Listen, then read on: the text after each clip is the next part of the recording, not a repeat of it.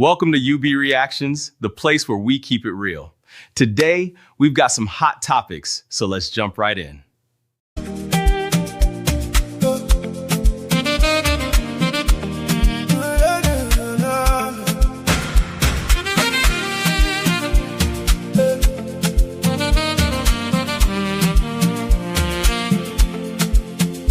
From the first time I saw you, deep in my heart and in my soul, I knew you were the one for me.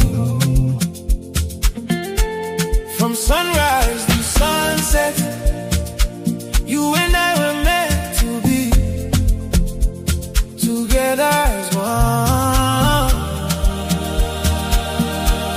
That's why I say I love you today, I love you tomorrow, I love you forever, my baby. It's all about you.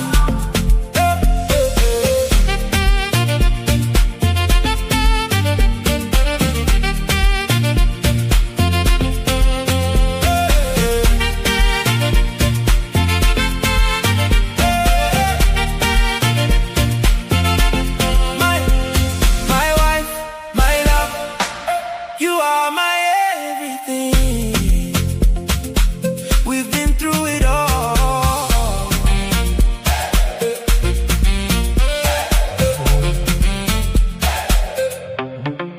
When I'm down on luck, you are there for me. When I'm winning after the struggle. All right.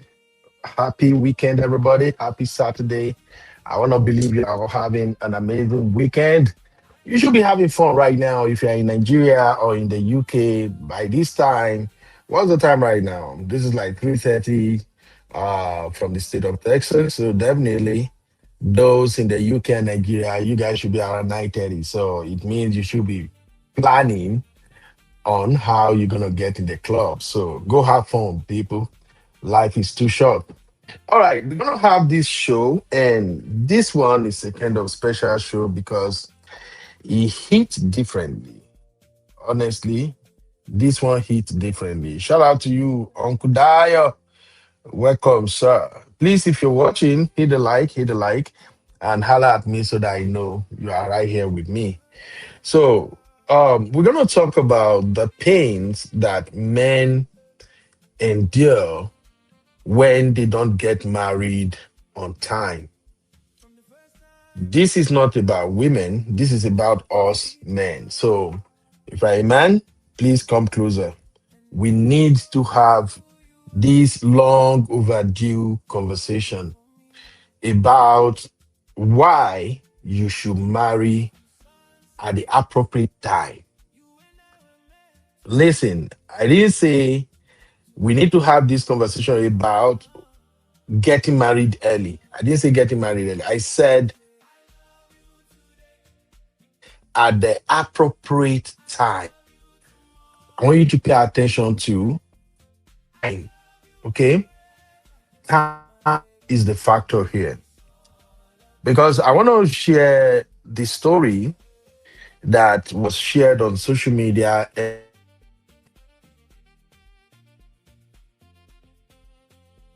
Nigerian billionaire. Everybody in Nigeria now, they call everybody billionaire. So far, you can string your color together. The next thing they call you billionaire. But I think he actually wants to be a billionaire in Naira because he got a couple of good houses. I think he's into the real estate business, and I think the brother is really doing great. His name is Keji Giwa, and he shared this story himself. When I listen to him, I can feel his pain. As man, and man to man, I feel it. Please let me know if you can hear me. If you can hear me, drop a one. I'm not using my studio mic at the moment. My oga don't carry my cable come out, so I'm just using my AirPods right now. So please, if you can hear me, drop a one, please. Oh, thank you, Uncle Dayo. I appreciate that, sir. So he shared this story of the kind of pain he's going through, and the pain is coming from the regret that his baby mama denied him access to his daughter. And according to him, that has been going on for, is it 5 months? Yeah, he said 5 months.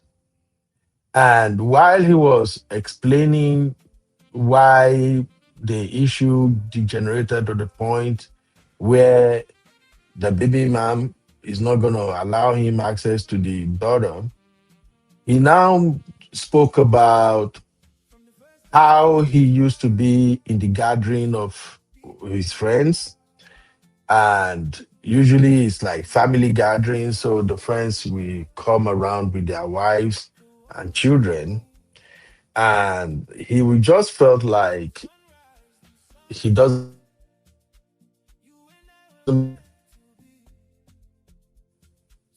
I feel it. And do you know why? Because this brother, as at now, this brother is 48 years old, which means he's almost 50. And he's single. He's single. So I'm going to play the video and I'll take some reaction from that. Also, I have some other issues that I want us to also examine on today's show.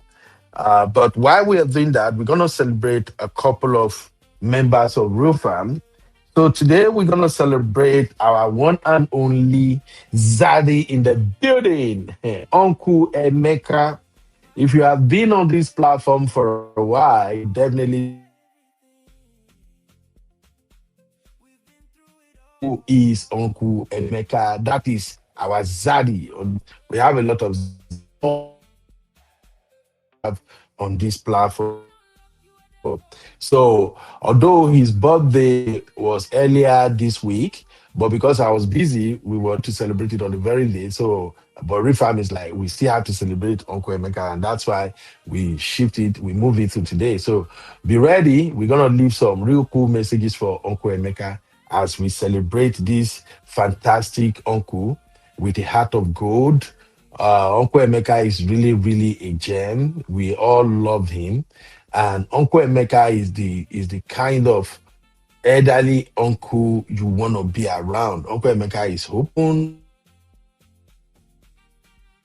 He will advise young men, young women on what to do, and he doesn't means what together. Celebrate our Zaddy today. Also, we're gonna celebrate our sweet sister, Shopper Helper.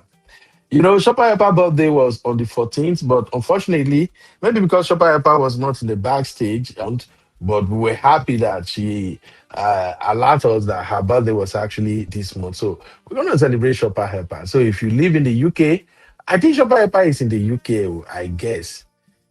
Is it UK or Nigeria? So, but in case you have any shopping you want to do and you need an expert to help you do the shopping in a way that you are not going to break banks and you're still going to get the best product, please get across to Shopper Helper. She do an amazing job in that regard. All right. Now that I've told you guys where we are heading on this show, let's go back to the reason we are here.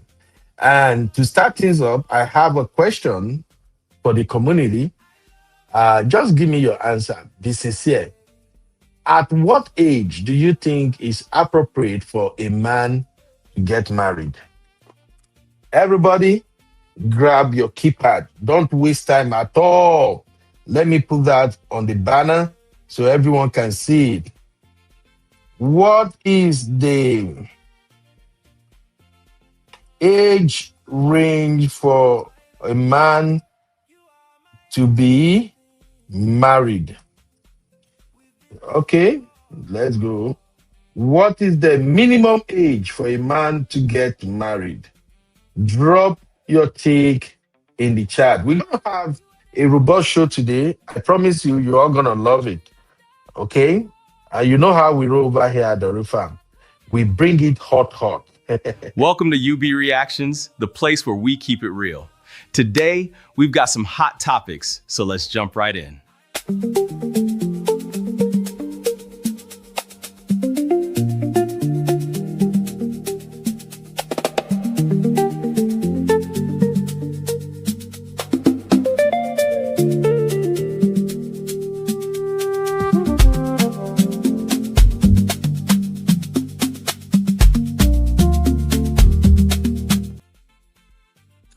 right, all right. You welcome back. You welcome back. Please hit the like, hit the like. Let's get the likes to 20 as fast as we can.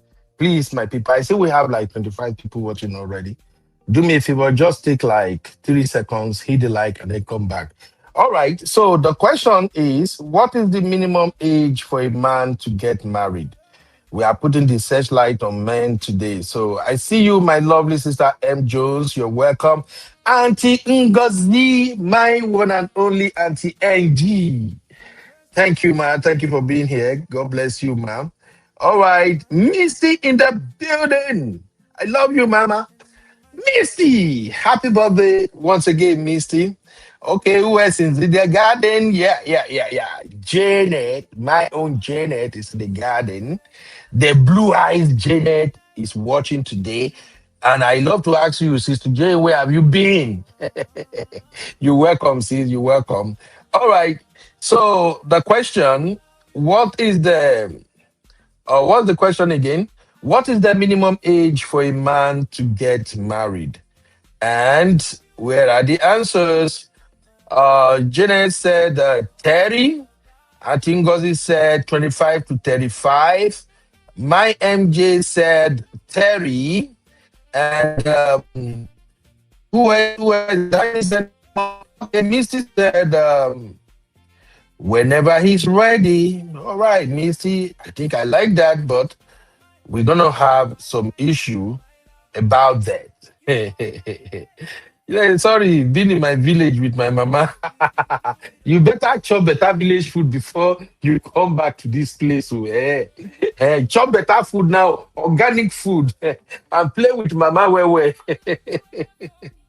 All right. So now let's talk about this age thing. Misty said, whenever is ready. I would love to engage people on this conversation. So I'm sharing the link right now. We have two issues to cover today. Besides the below issue, we'll talk about a lady that unfortunately passed away in China. And I mentioned it briefly yesterday. The conversation is not about the lady herself, may her soul rest in perfect peace. The conversation is about the narrative. I think I was on TikTok and I saw about 4 different people who squarely put the blame on men. They were talking about, oh, men are the reason women work so hard. Yeah, these men, they are not leveling up. The men are not holding up. The men are not doing this. The men are not doing that. That is why these wives, they are working. And like I said, there are some stubborn women that likes money too much. And I will mention tribe so that the conversation will go hot well. The stubborn women I'm talking about that love money too much. Number 1, Igbo women. They like money like say tomorrow no day. Number 2, Edo women. Jesus. Man, if you want to marry wife, where sabi hustle money, Igbo, Edo. And number 3, Yoruba women, blood of Zachariah. Yoruba women. Hey. Now, not all of them, because these tribes that I'm mentioning right now, some of them, they have naturally born lazy women. The one we called Adem Poko. These women that they will literally overburden you with demands. They don't want to do jack. They just believe once they get married, the husband should be the sole provider. And then we have those women that they are in between. They work when it is necessary. They do everything amicably in accordance. But we have those where we say they want it all. They want too much. So we will discuss that when we get there. For now, let's talk about this Nigerian billionaire first. I really feel sorry for this brother, make I no lie. So if you're ready, my people. Welcome to UB Reactions, the place where we keep it real. Today, we've got some hot topics, so let's jump right in. All right, welcome back. Welcome back, everybody. Uncle Dio, I see you in the building. How are you doing today, sir? Happy weekend. I'm fine, sir. Thank you so much, Uncle Ben. Happy weekend to you too. Thank you, Uncle Dio. Are you ready for this show, sir? Always ready, Uncle Ben. Thank you, sir. Okay. So I'm going to start by playing the video. I want everybody to listen. And then we will now break it down. I don't even know if I should play the one from X or if I should play the one from TikTok. Okay, let me play the one from X because that is where a lot of people drop comments. And I started thinking, I have to bring this to the real fam. Please, everybody, grab your popcorn and get ready. Here we go. Very short. Somebody sent something to me today. I've been going through a lot for quite a while, and someone sent this to me, and it hit home hard. It hit home real hard, and I haven't seen my daughter in 5 months, and anyone that knows me knows my daughter, knows how close I am, how much I love her, and what I would do for her, would know that that would break any man. A lot of people don't understand that we My men, we do sister cry. We just don't Chie. have to. We just don't know how to show My it. troublemaker don't And lie. we do break, Sister Chie. you know. And I think the worst thing is when someone understands that you love that child so much and they turn that child into a weapon against you. I think that's I've almost lost my freedom. I've almost ended up in jail, and all because one person wanted to extort me and realize that the love for my child is so much that I would do anything for that child. And I had to just put my foot down, because if not, my life will be wrecked. And despite the pain, despite the fact that I have had many sleepless nights, despite the fact that I've had to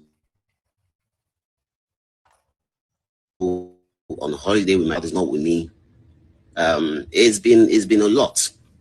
But I've come to the realization, and I thank God for family, thank God for friends, thank God for being brought up in an environment that is stable, and being brought up in an environment where you are among other people that come from stable homes.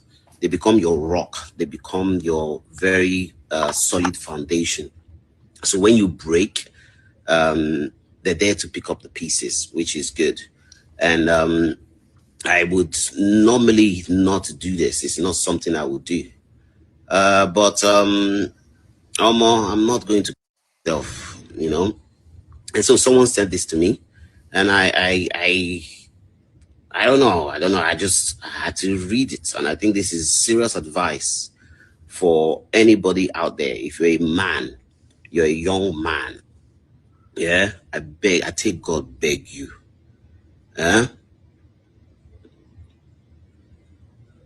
don't be a baby daddy.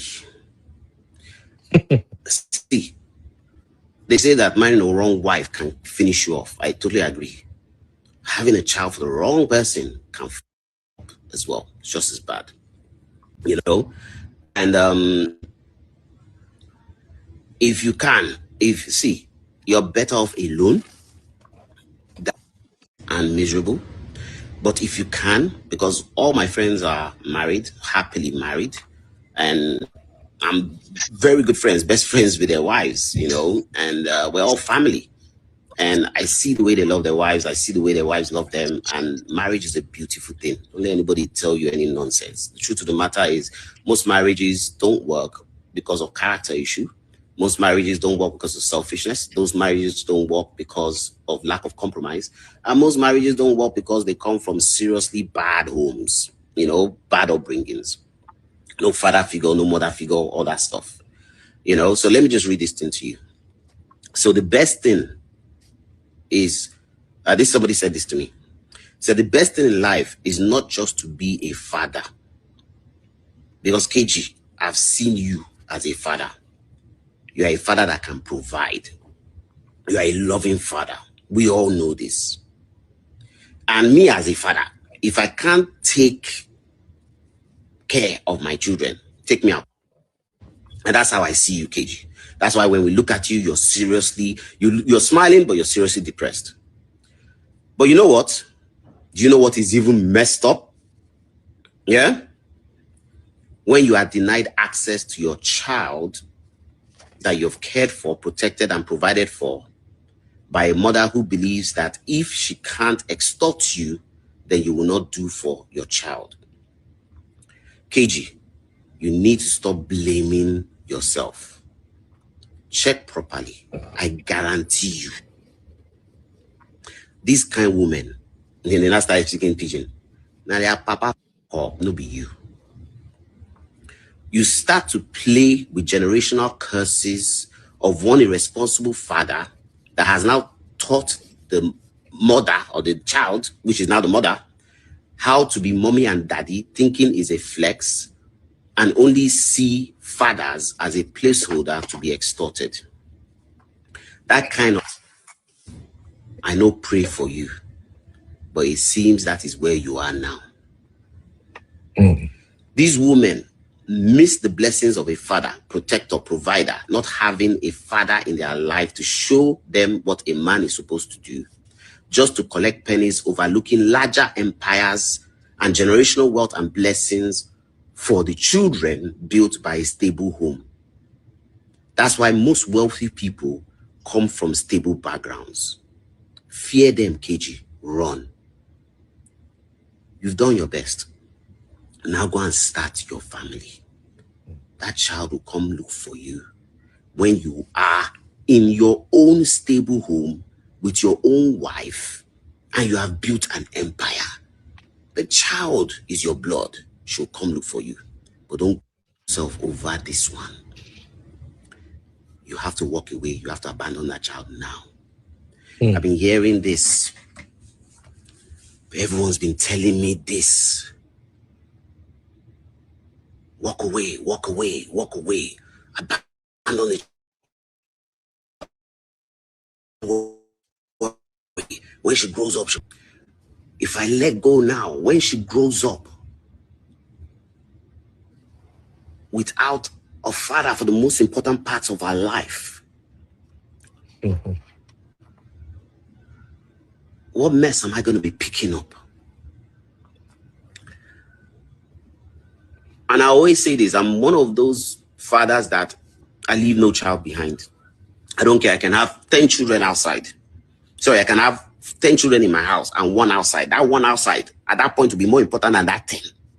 Almost like the prodigal child has returned home. And that's how I am. And so, but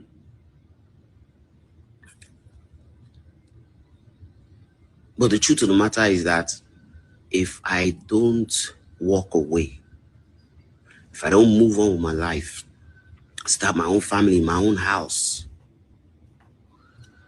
I will break. And everything I've worked hard for will come crumbling down. So sometimes you have to walk away out of love. And so, yeah, you see me smiling every day. You see me working hard. You see me hustling. But the truth of the matter is that a man's got to be a man. And sometimes we just break.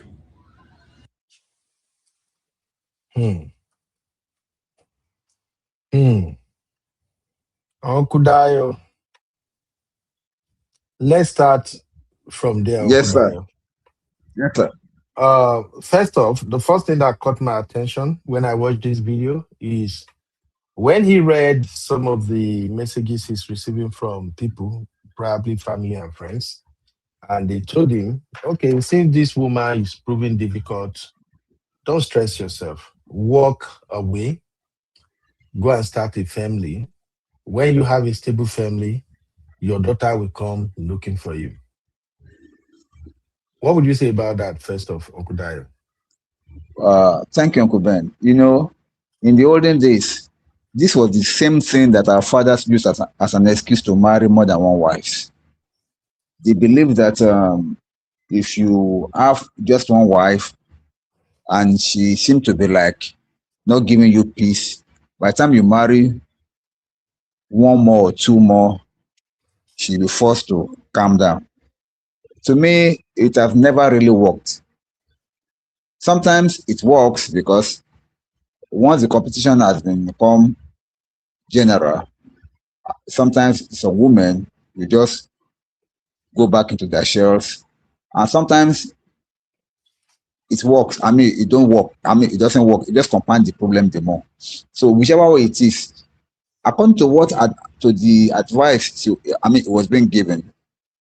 Mostly, people that gave him such an advice, they were coming from that background of, you know, when you are stuck with a woman, and I don't know where they get that logic from, and she's giving you problem, just go ahead and marry more than one wife, all our wala will stop. You are just compounding the problem for yourself in the first place. Secondly, Yoruba people said, "Ori bibe koni ogun ori fifo," that is, cutting off your head is not a solution for you having headache. So it is not, you don't need to go ahead and do that because a woman is using a child to torment you or to like prevent you from. See, one thing that I know is that women that does that, they are just evil. They are wicked and they are evil because they are not considering that child involved.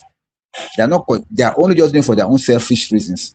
And me as a man, when you are with your back against the wall, I normally advise this: count your teeth with your tongue. Yes, listen to all this advice. When you are alone, think over them and pick the best one for yourself. Do you have the tendency to manage two women? Do you have the tendency to manage another family apart from the one that you have? Can you cope with the stress? Can you cope with the liabilities? Even though you have the money. Money is not everything in marriage.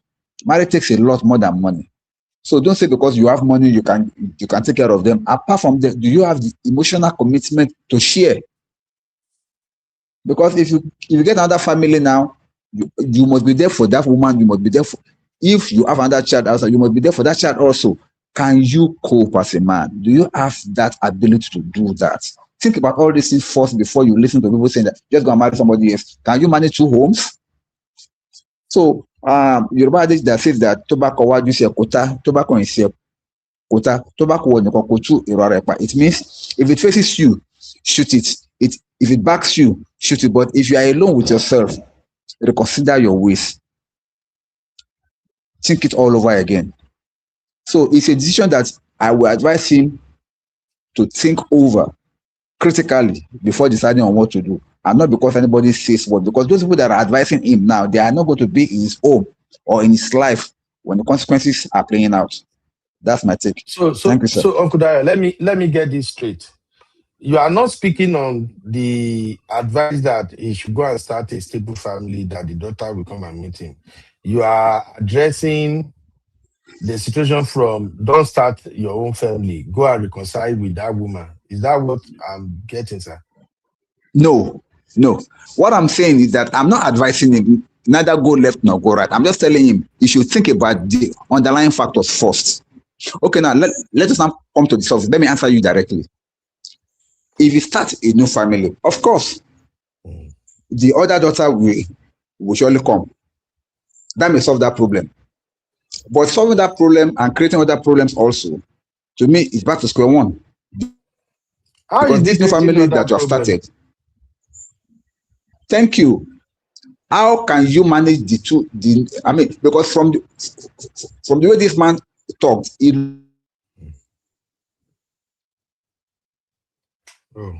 I'm not hearing Okudayo. Hello, Okudayo. Oh, I'm not hearing you again, Okudayo. I don't know. Maybe it's network. Sister Jane. Hello, Sister Jane. Yes.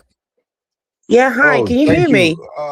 Yeah, I can hear you. Let me confirm first. Can you hear Uncle Dayo? No, I can't hear him. He just went quiet. It's no longer forthcoming. Okay, Uncle Dayo. The woman has left him. Uncle Dayo, we miss you for a minute there. It may be your network. I don't know. We didn't hear. Okay, I'm here back again. Can you hear me? Yeah, we can hear you now. Okay, now what I'm trying to say in essence. Hey, Nigeria network. A man does not even marry somebody else. Okay, yeah, can I can hear you. Go on, sir. Yes, go on. I was trying to say that even if the man does not marry somebody else, after some years, the daughter will surely come back to look for her father. The woman that Mhm. is using the daughter to punish the man is just being wicked because she is not considering the welfare of that child also. A, a child needs the presence of both family in their lives. No matter how you do it, even though Okay, you have differences with your spouse, do not allow it to affect the well-being of your child. okay, but See, for Uncle now, Ben, sir, let's yeah, focus on the man decision right now.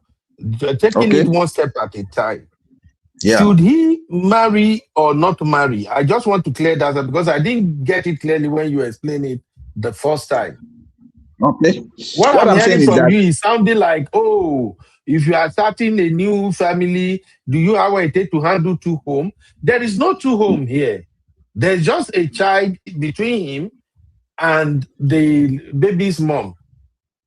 yeah, Uncle Ben, to answer you directly, it's not good for a Mhm. man to be alone. Let him marry. Let him marry. Rather than having side chicks, let him go and marry and settle down and have his Okay. own home. So Okay. I would advise him to marry. But he need to ensure he fix whatever is going on between him and the daughter's mom so he can be present there too in the daughter's life, right? The thing is, yes, he has to take care of that. Number one. Number two is that I do not know in which capacity the woman is preventing him from seeing the child. Is he completely unaware of where they are located? Now, Uncle Ben, we have to throw more light on this because number one, if it is just a kind of a not allowing him to come and see the daughter physically and he knows where they are, Mm. he can take this to court. Let the court decide and Okay. sue the woman to court. Let the court decide. At least they will give you access to be seeing the child based on their own agreement at the court. But if somebody that is not even seeing the mother or seeing the child at all, maybe the mother has taken the child somewhere and go and hide her somewhere or whatsoever, then that's a difficult issue. But whatever it is, it can take the Okay. woman to court if they are still communicating, so that he must see the child, he must settle that aspect of his life. He has to. Okay. We will come back to that briefly. Let me just hear from Sister Janet and Sister Jane. Sister Janet, the lady who went to Nigeria to go and eat grandma's food. How you doing, Sister Janet? You're muted. Can you hear me? Yes, I can hear you. I can hear you. Yeah, I'm still in So you Nigeria, you so I'm go also chop you go suffering. chop grandma food, Yeah, Abi? so I have to. It has to be done. I hope you are Yeah. not starting. You are not starting problem in the village. You are not arguing Oh, with them there. Make una no begin to the as clash. if you were here. As if you were here. It's almost every day. I'm having a Barney with somebody I about one know, thing I or the know. other. Yeah, you know what it's like. Uh, Okay. yeah. Um. So, So to address this issue, what are your take? well, for me, I have to say, I'm always very skeptical of when men come online and moan about their partners. And that's because, especially with Nigerian girls, so far so good. With the cases that we've had so far, a lot of them are being debunked because we are not hearing the other side of the story here. It's very, Mhm. very difficult, especially with our culture, for women to deny men access to their kids, because not because they wouldn't want to, but there's a lot of other factors that come into play: family, the stigma of being a single mom, the whole thing make it such that most women do want the father to claim paternity and provide for the child. Now, I'm going to give him the advice that a lot of men give women when women are in a bad situation with relationship. He should have chosen Okay. better. I mean, he's someone that's he's got money. He's got access to all kinds of women, to the good kind of women. What kind of women did he choose to have a baby with? Do you understand? That's doing this, and we don't know what the circumstances are really. Right now, he's on there just saying, "Oh, I'm a good dad. I'm a good person. I'm a good this. I'm a good that." Then fight for your kid. Do what's normal. Fight for your kid. He can't say he doesn't have the resources. Even the poorest of men are able to go to court to say to want to get access to their children. You know, I mean, he's not denying it. I'm not saying that his other half, the lady, is perfect. No, no, she might actually be the one really denying him access. But why? What's the root cause of the denial of access? He's saying it's because of money. But my money will be that there's a lot more to the situation than money. It can't just be money, because if it's about money, I'm sure she can find ways of getting. Okay, and my kid needs, I don't know, in naira, $1 million naira a month. He's a billionaire. I'm sure he can afford it. But maybe he's being stingy, and maybe all this time she's been footing bills that he's obviously probably not paid her back or something like that. And she's saying, you know what, do your bit. I don't know. This could just be it. But I'm not Sister buying his Janet, sob story. Sister Janet, Yeah. we just started this show and you already wanted to start Bass Boost now. You want to start Bass Boost now. Yeah. Don't let me wear my boxing gloves right now. Okay. In what word do a woman deserve 1 million naira per month in Nigeria for just one Why small not? baby? It's not For just what? one small baby. It's not one small baby. That's the thing. It's about Okay. lifestyle.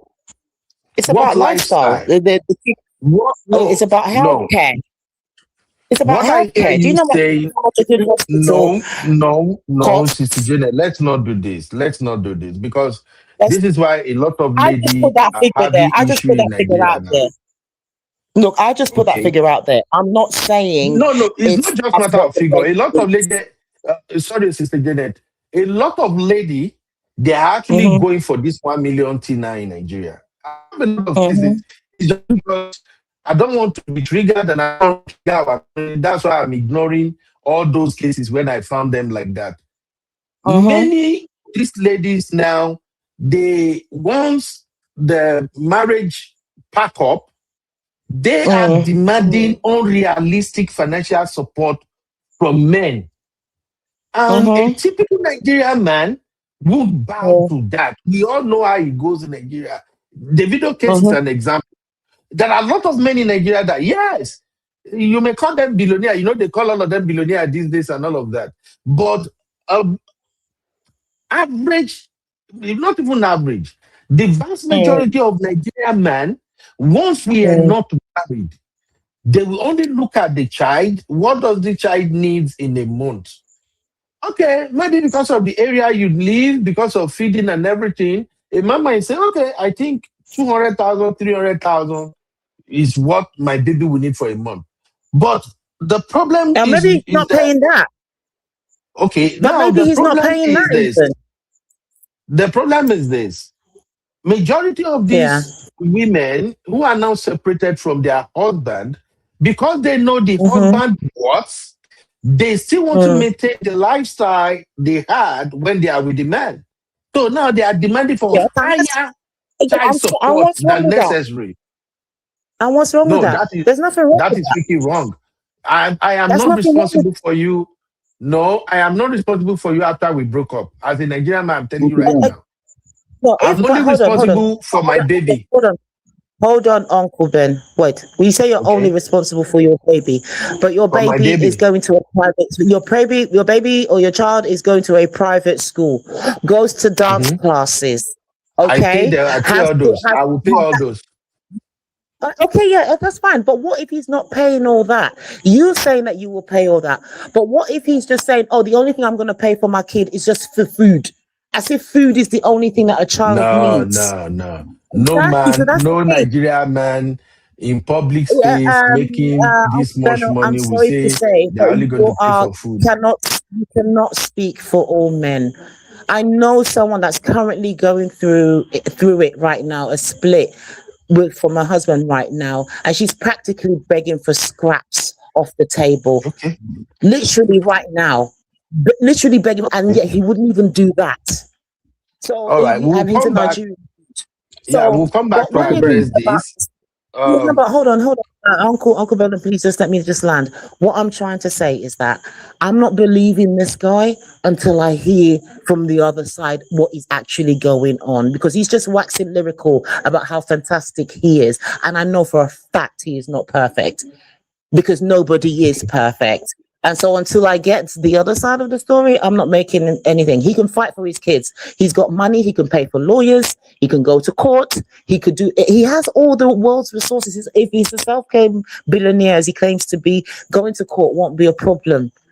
He won't have a problem doing that. So he should just go fight his battle and just not make it public. It's none of our business. Nobody asked him. He just came up there and just started telling us about this, that, and the other. Fight for your kid. Do what a dad should do. Don't all use right. your kid as an excuse to get married. Marriage is completely irrelevant to what's going on with your kid. Because even if you do get married, you're still going to have to fight for your kid. So I Okay. don't know what he's trying to do with the whole should I get married stuff. Makes no sense to me. All right. All right. I'll be back to you. Uncle Dayo, we have Sister J Misty in the building, but it's like you wanted to say something real quick, sir. Yes, I quickly wanted to say that both concepts can be right. What Sister Janet is saying could be right, and what you are saying also could be right. But I think if you listen to what the man himself said, I think the clue to the truth is there. He said when after their separation, the demands kept increasing until he has to put his foot on the ground. Now, the thing is this, I'm not even speaking about him now. I'm speaking generally. I've seen this played out many times. Some of these women, the moment they are separated from their guy, they will be using their child as a bargaining chip to torment the man. Not all of them. Some of these women, that's what they do. Because the hunger and the bitterness that they have and the resentment that they have towards the man, the only way they can vent it is through that child. And even normally, something that's supposed not to be a problem, something that's supposed not to be an issue, they will escalate it to become an issue just for them to be able to get back at the man. So I believe from segment of the man, I want to believe that is what really stopped the man from coming forward, because he said at a particular point he has to put his foot on the ground that no more. Now, maybe for instance, now before he has been paying maybe ₦1 million, as Sister Janet has said, every month for the child, and the woman kept piling up expenses. No, this month that ₦1 million can no longer do. You must pay 1.5. Okay, then next month again, another thing came up. Yeah, so you want to start lessons, you must pay this. He said he now got to the stage that he had to put his foot on the ground and say no more. So it's not a case of not taking care of the child. It's a case of the woman weaponizing the care of that daughter to punish the man. That's what I got from the statement. Thank you. Okay, thank you, Uncle Dayo. All right, Sister J is in the building. Sister J, it seems is your buddy, but we would like to hear from you. Sister J, how are you doing, man? You are muted. Sister J, are you still here? You are muted, though. I'm still here. Oh, hi, Okay. UB. Hi, everybody. Good evening, everyone. Okay. Oh, Good can you hear evening, me?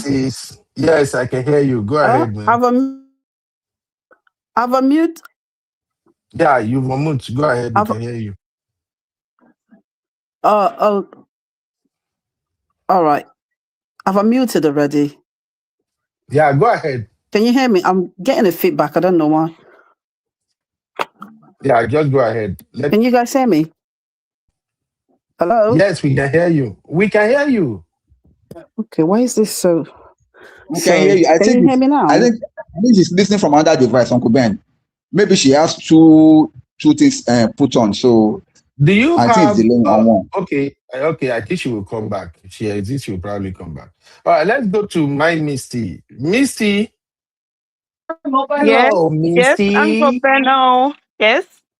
I hope you are not here to come and put anybody in black book. Oh. This is a serious matter. We are discussing men issue today. She's coming for me. We are discussing men issue. The black book holders know themselves. I don't even have to worry, you know. Yeah. Do you have a question for me, or should I just go based on my? No, just address the issue. Did you listen to the video? So I missed the video a little bit, but I had the part where the gentleman was saying um, he's not seen his child for 5 months, and Yeah, he's had to have the support of his family and friends through that difficult time. yeah, So did I miss anything else apart from that? yeah. He said he haven't seen the baby for 5 months because the mother is trying to use the baby to extort money from him, and he said no, he's not going to do that. And then he Mm-hmm. said people are advising him that Mm-hmm. he should just go ahead with his life, and he should just find a woman, get married, have a stable home, that he shouldn't Mm-hmm. worry. Later, when the daughter grows up, the daughter will come and find him. Okay, He so said has that. And he then been he to court said he yet? regretted. Mm, He didn't spoke about that. Maybe they are in court or not. But he's a very okay. smart man. He might likely be in court. He's very smart. Or because he's a shrewd businessman too, he may decided not Mm-hmm. to go to court and thinking there can be ways to prevail over the child's mom to cooperate Mm-hmm. with him. So whichever way, but that's just the information he puts out there. So what are your take?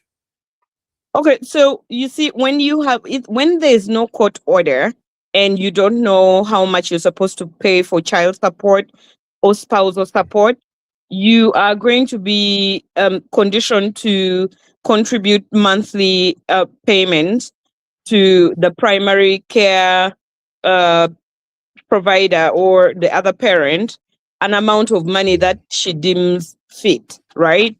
And her knowing how much money you earn, it just escalates the situation. Things become um more aggressive in all forms between the couple, because you may be giving her some amount of money, but she deems it not enough based on how much you earn. Why? Yeah. Missy, So, Miss, okay, are you advising right now? You are thinking that's how it pardon? to be. I'm going to get angry now. Why? Where does she have the audacity to now be the one to determine what the man should pay her? Yeah, but that's what I'm saying. It's he has to. In fact, it's a mitigating factor for him, even if they haven't gone to court. It's a mitigating factor for him, which means it's Okay. a good thing for him before they go to court to be sending some form of support to the other to his estranged wife. Okay, so that when you eventually file in court, you can show the court records that, listen, I'm willing to contribute child support and spousal support to the mother of my child, and I have already been doing that before. So the court looks at it and says, okay, this person here is a responsible dad. He was already, despite the fact that he didn't have there was no court order for him to contribute, he was already doing that, right?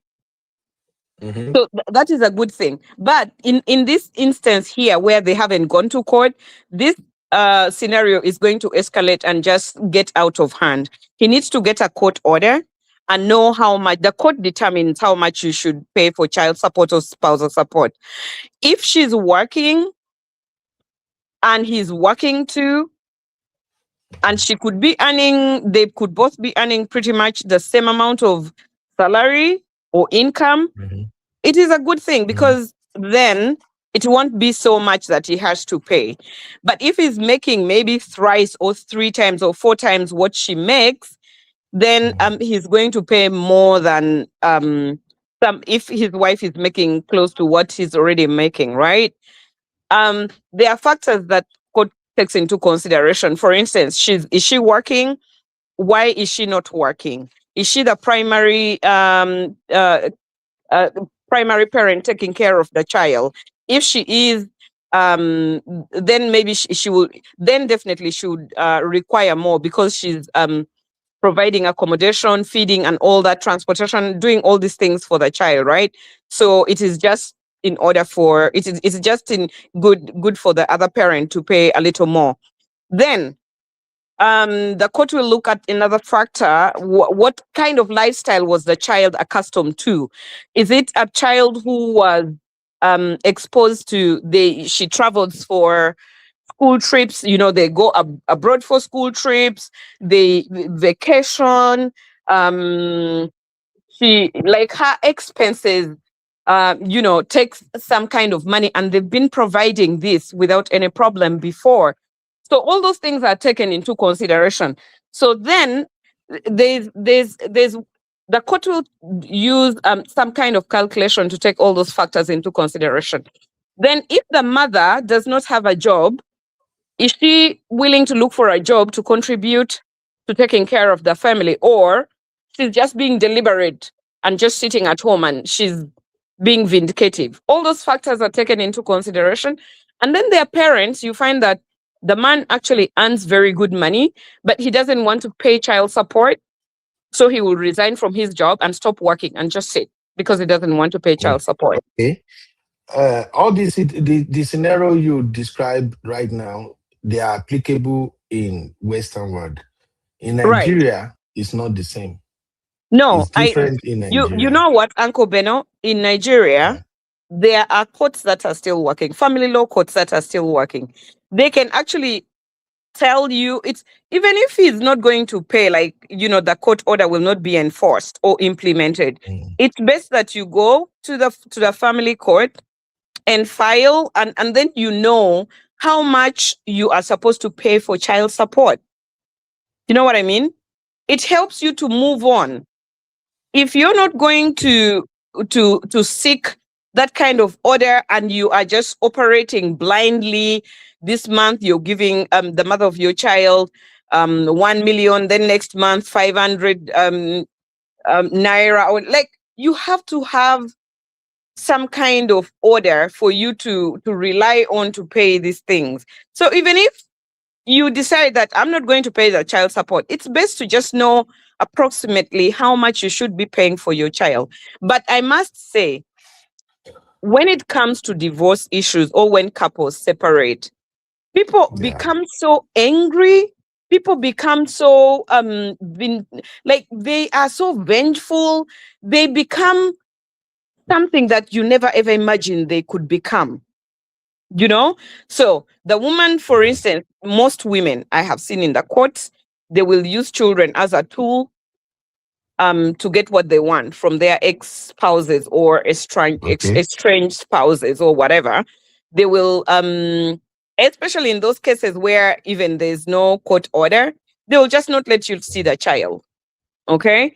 And then even when there's a court order, some of them will still look for ways not to make you see the child. Sometimes the men are just too angry and they don't even care some men don't care to go and pick the child and take the child for the time that is allotted to them. So it's really co-parenting in those situations. It just needs two people who can say, let's put the best interest of our child before anything or before our feelings and try to make the best of it. Okay. Yeah, thank you, Misty. I'll come You're back welcome. to one critical element of this case we are looking at now. But let's Right. hear from Sister J first, then I'll point that out. Sister J, please unmute. Hi, Yubi. Good evening, everybody. Hi, Misty. Hi, Good evening, Janet. Mama. Hi. Hello. Yeah. Gosh, where do I even start with this guy?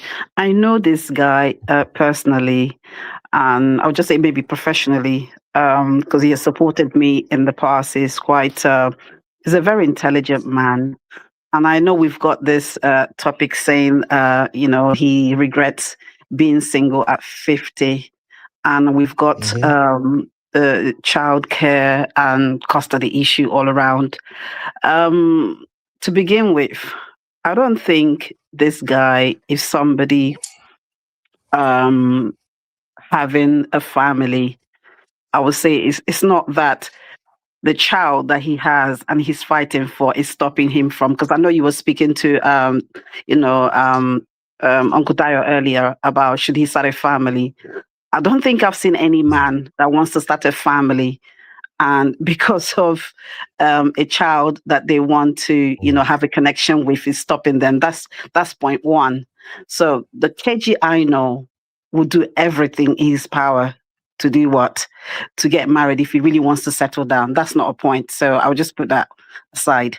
Secondly, this guy is very intelligent. If you've met him, he's really, really intelligent and he knows what to do. But I don't know what he's obviously what's stopping him from going down that route of maybe going to court and getting custody. And also, this guy travels a lot, right? Maybe that's not going to work out in his favor.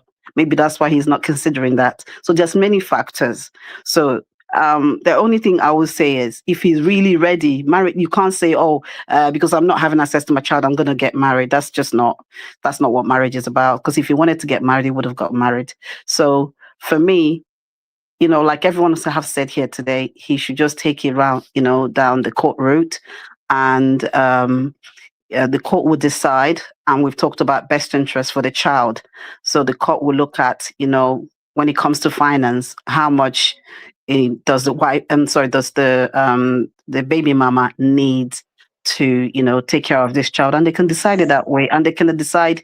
I'm not sure where the child is, whether because I know Keji was based in the UK and he moved to Nigeria. I'm not sure whether I know that he talks about the daughter as well being in Nigeria. He talked about the schools and stuff. I've been following for many years, so I'm sure. I mean, we saw how Davido took the baby mama as well to court.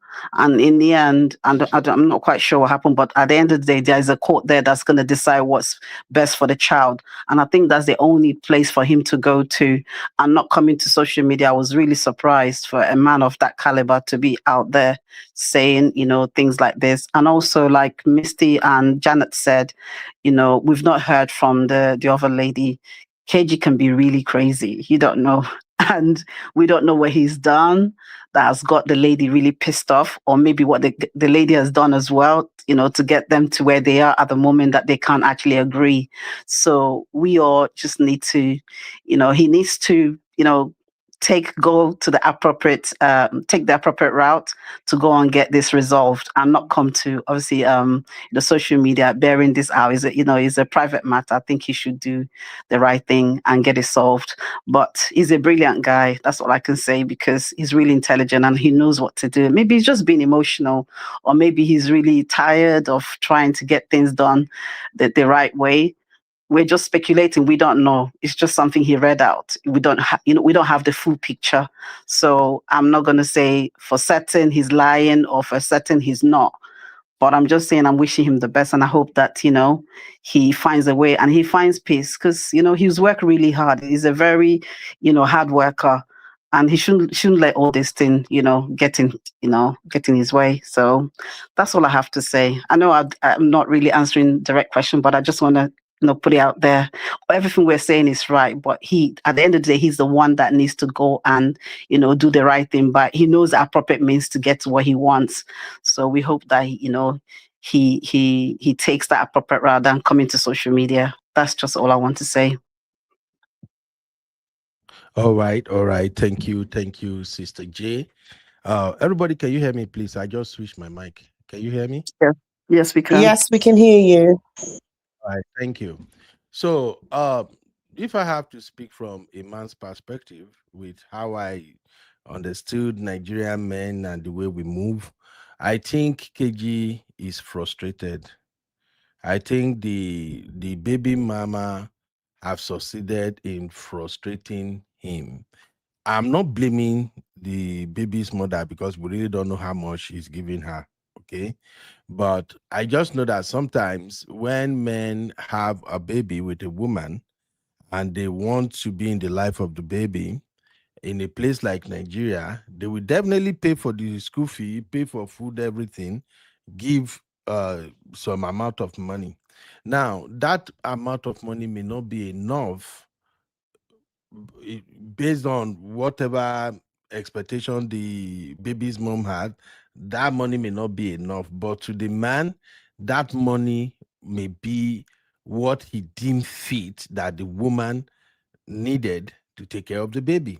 Now, if they keep having back and forth like that, a man can get to a point whereby be thinking like, what is this now? What have I even brought upon myself? Why this lady can just say that I'm trying to be a nice man here? After all, there are many other men who really don't care, who will just walk away if they face situations like this. But I'm still present. Why are you making life difficult for me? And things like so. I'm just reading that from him coming out to now talk about this, because this is like him throwing the baby mom under the bus, okay? But I can also see the frustration from him.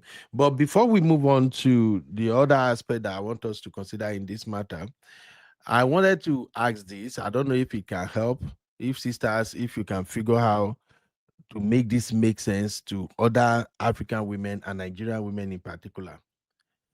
For a woman raising a child, whether boy or girl, maybe the child is, let's even say, 10 years old. Do you think that woman needed more than 300,000 naira in a month? Let's be candid. That is 300,000 naira is average of 10,000 a day. Yes, Uncle Dio. Please, you cannot make a general conclusion on that, and I'll tell you why, sir. Now, the reasons are: number one, the standard of life they have been living before. What standard I can of tell life? you. Thank you. While they were together having the baby, yes, Uncle, yes, in Nigeria, Uncle Ben, I can tell you there are some families that, on the average, thank God, Sister Janet and some other, even Abby, can even attest to this fact. Standards and levels are different.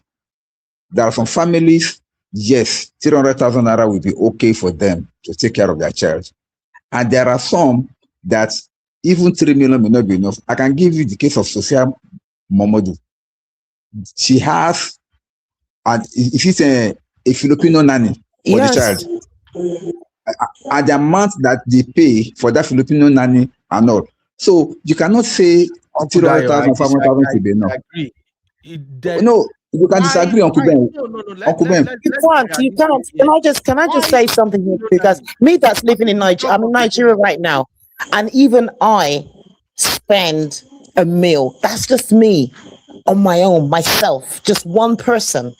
Okay, and that's me being economical. I know how much just to put a tank to fill my tank is 100K.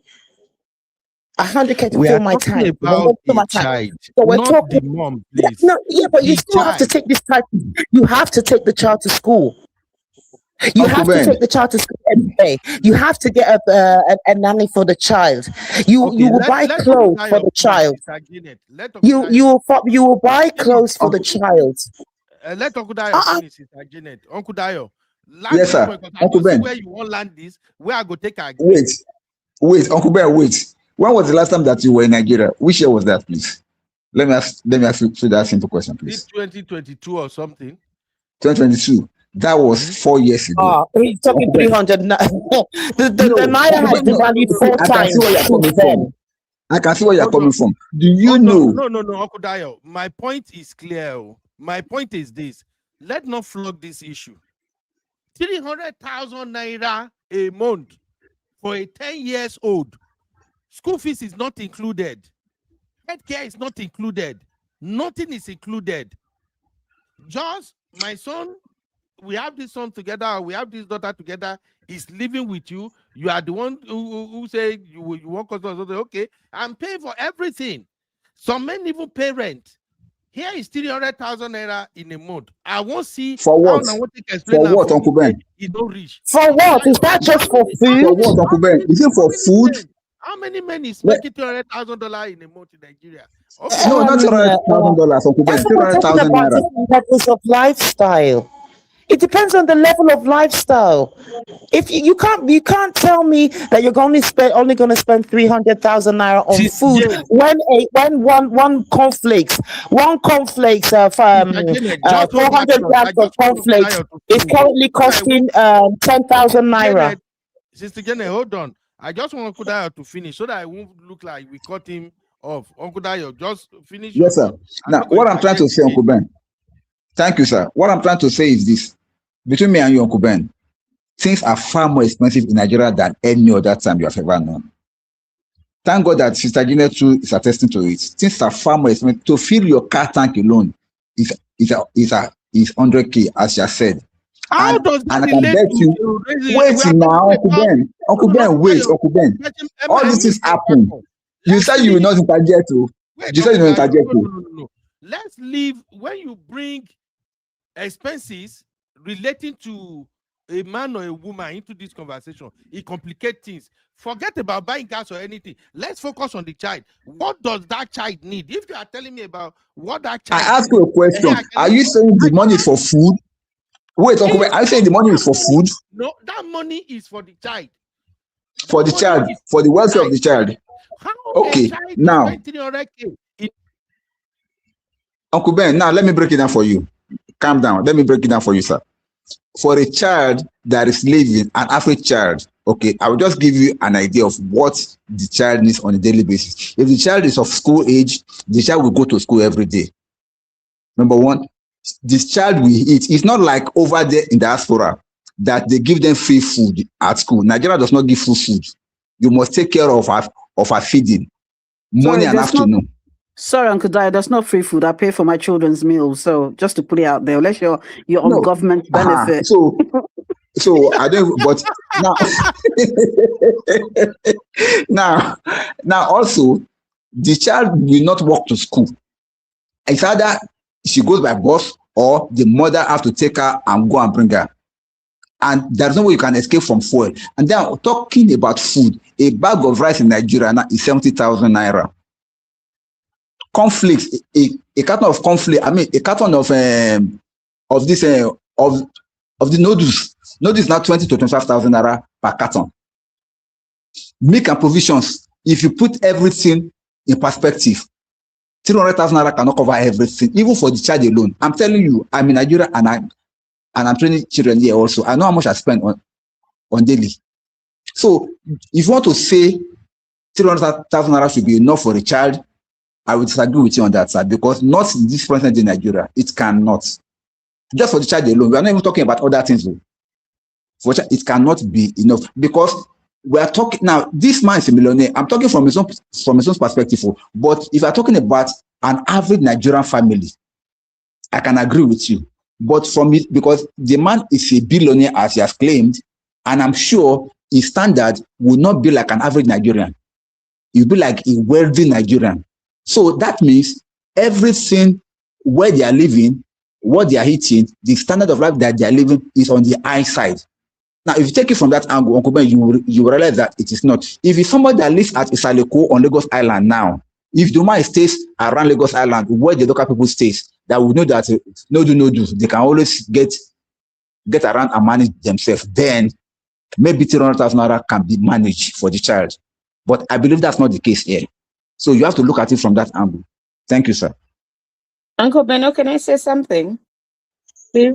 Sorry, Miss. Sorry, Missy, 1 second. Uncle Ben, you need to go on YouTube and look for one of these mom bloggers and go and look for when they do their monthly hauls. Maybe that will help you. All these mom bloggers that live in Lagos, Abuja, Port Harcourt, go and look at what they are buying monthly hauls and let them tell you when they do cost breakdown. You hear 900K, 1 million for a family. You go and check it. Maybe that will help. Sorry. Exactly, because let me tell you something. When I want to, like, even in Nigeria, like being in Nigeria, I know how much I spend on food for just myself, and that doesn't include me eating out. If I want to, like, just have enough for soup ingredients and foodstuffs, I go to the lady that does a package, and the minimum package that I will get from her is 100K, and that would maybe include yams and beans and some rice and some mixed pepper. That doesn't even touch meats, like proteins and stuff. Nigeria is freaking expensive. It's expensive when you're talking about 300K for a child. No, it's the, I mean, like I said before, to fill my tank in my car is 100K. And that will take me for like a week of running around, and I'm not going out to too many places, 1 or 2 places.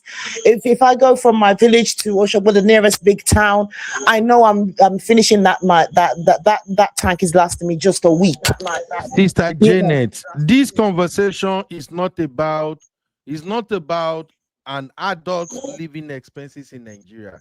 This But the conversation thing is is that when you about have a a man child, and a woman. I'm trying to let you understand. When you have a child, you're spending Just let me more. explain it. You're spending This is more with a about child, and for no. you to just put a figure of 300K and say that, oh, that should be enough to feed a child. No, no, no. It depends on the level that you're rolling at, and that's what we're trying to tell you. That someone who's got a child for a billionaire, there's a certain level that they're currently living at.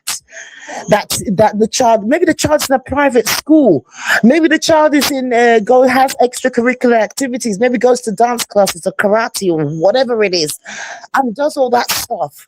You don't know how much he's currently spending at the moment for the child, and what maybe she's actually contributing. Maybe she's been footing the bill for a while and he hasn't been doing his part. But you can't just put a figure and just say, oh, well, 300K should be enough for a child. You can't. You can't do that. So, Uncle Beno, what we're all trying to explain to you is that it's important that this gentleman is a billionaire. So it's very important for him to maintain a consistent standard of living across both households, actually, and fund a specialized lifestyle according to the needs of the child. Meaning that he needs to. So the 300K you're talking about is bare minimum for a billionaire. This child she has experienced a comparable quality of life that he needs to maintain, whether she's at his current house where he's living or she is at the recipient parent's house.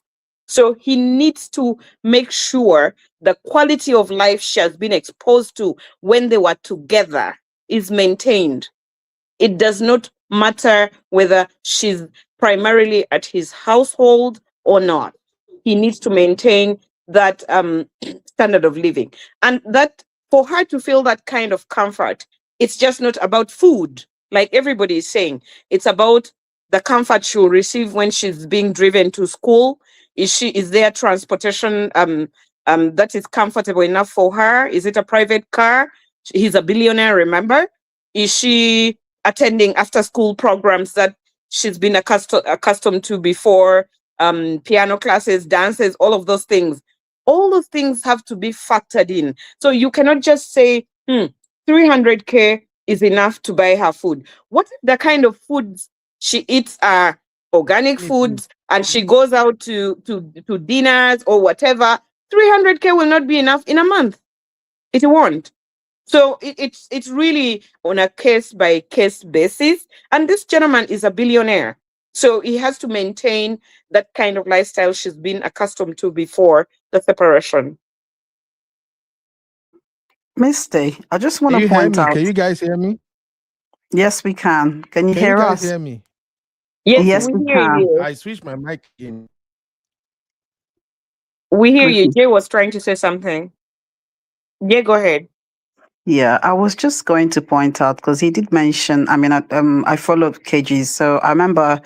Was it maybe a few months back when he mentioned he was talking about the daughter? You could tell that he really loves his daughter, and he was talking about the daughter being in a really expensive school, and he's paying for it. But it sounds to me like the baby mama, I don't know, or the mother's child seems to be moving the goalposts. And I think that's what the problem is. If they've already had an agreement that, okay, I'm going to pay you 2 million every month to cater for the daughter, because bear in mind, I know someone mentioned here that, if you have a child with somebody, it's 50-50. Remember, the primary giver is giving off time as well, right? To be with that child. You don't get paid for that. He has his own time to run around and do whatever he wants. Nobody pays you for that. And Right. you may well say, oh, well, but if two of you are married, nobody gets paid for that. But it's different now. Right. So can you hear me, guys? Yeah, I hear you. Okay. I keep hearing the feedback. Yeah. So my argument is it could be that the young lady or whoever it is moving the goalposts, and that's probably how, why they arrive at where they are at the moment.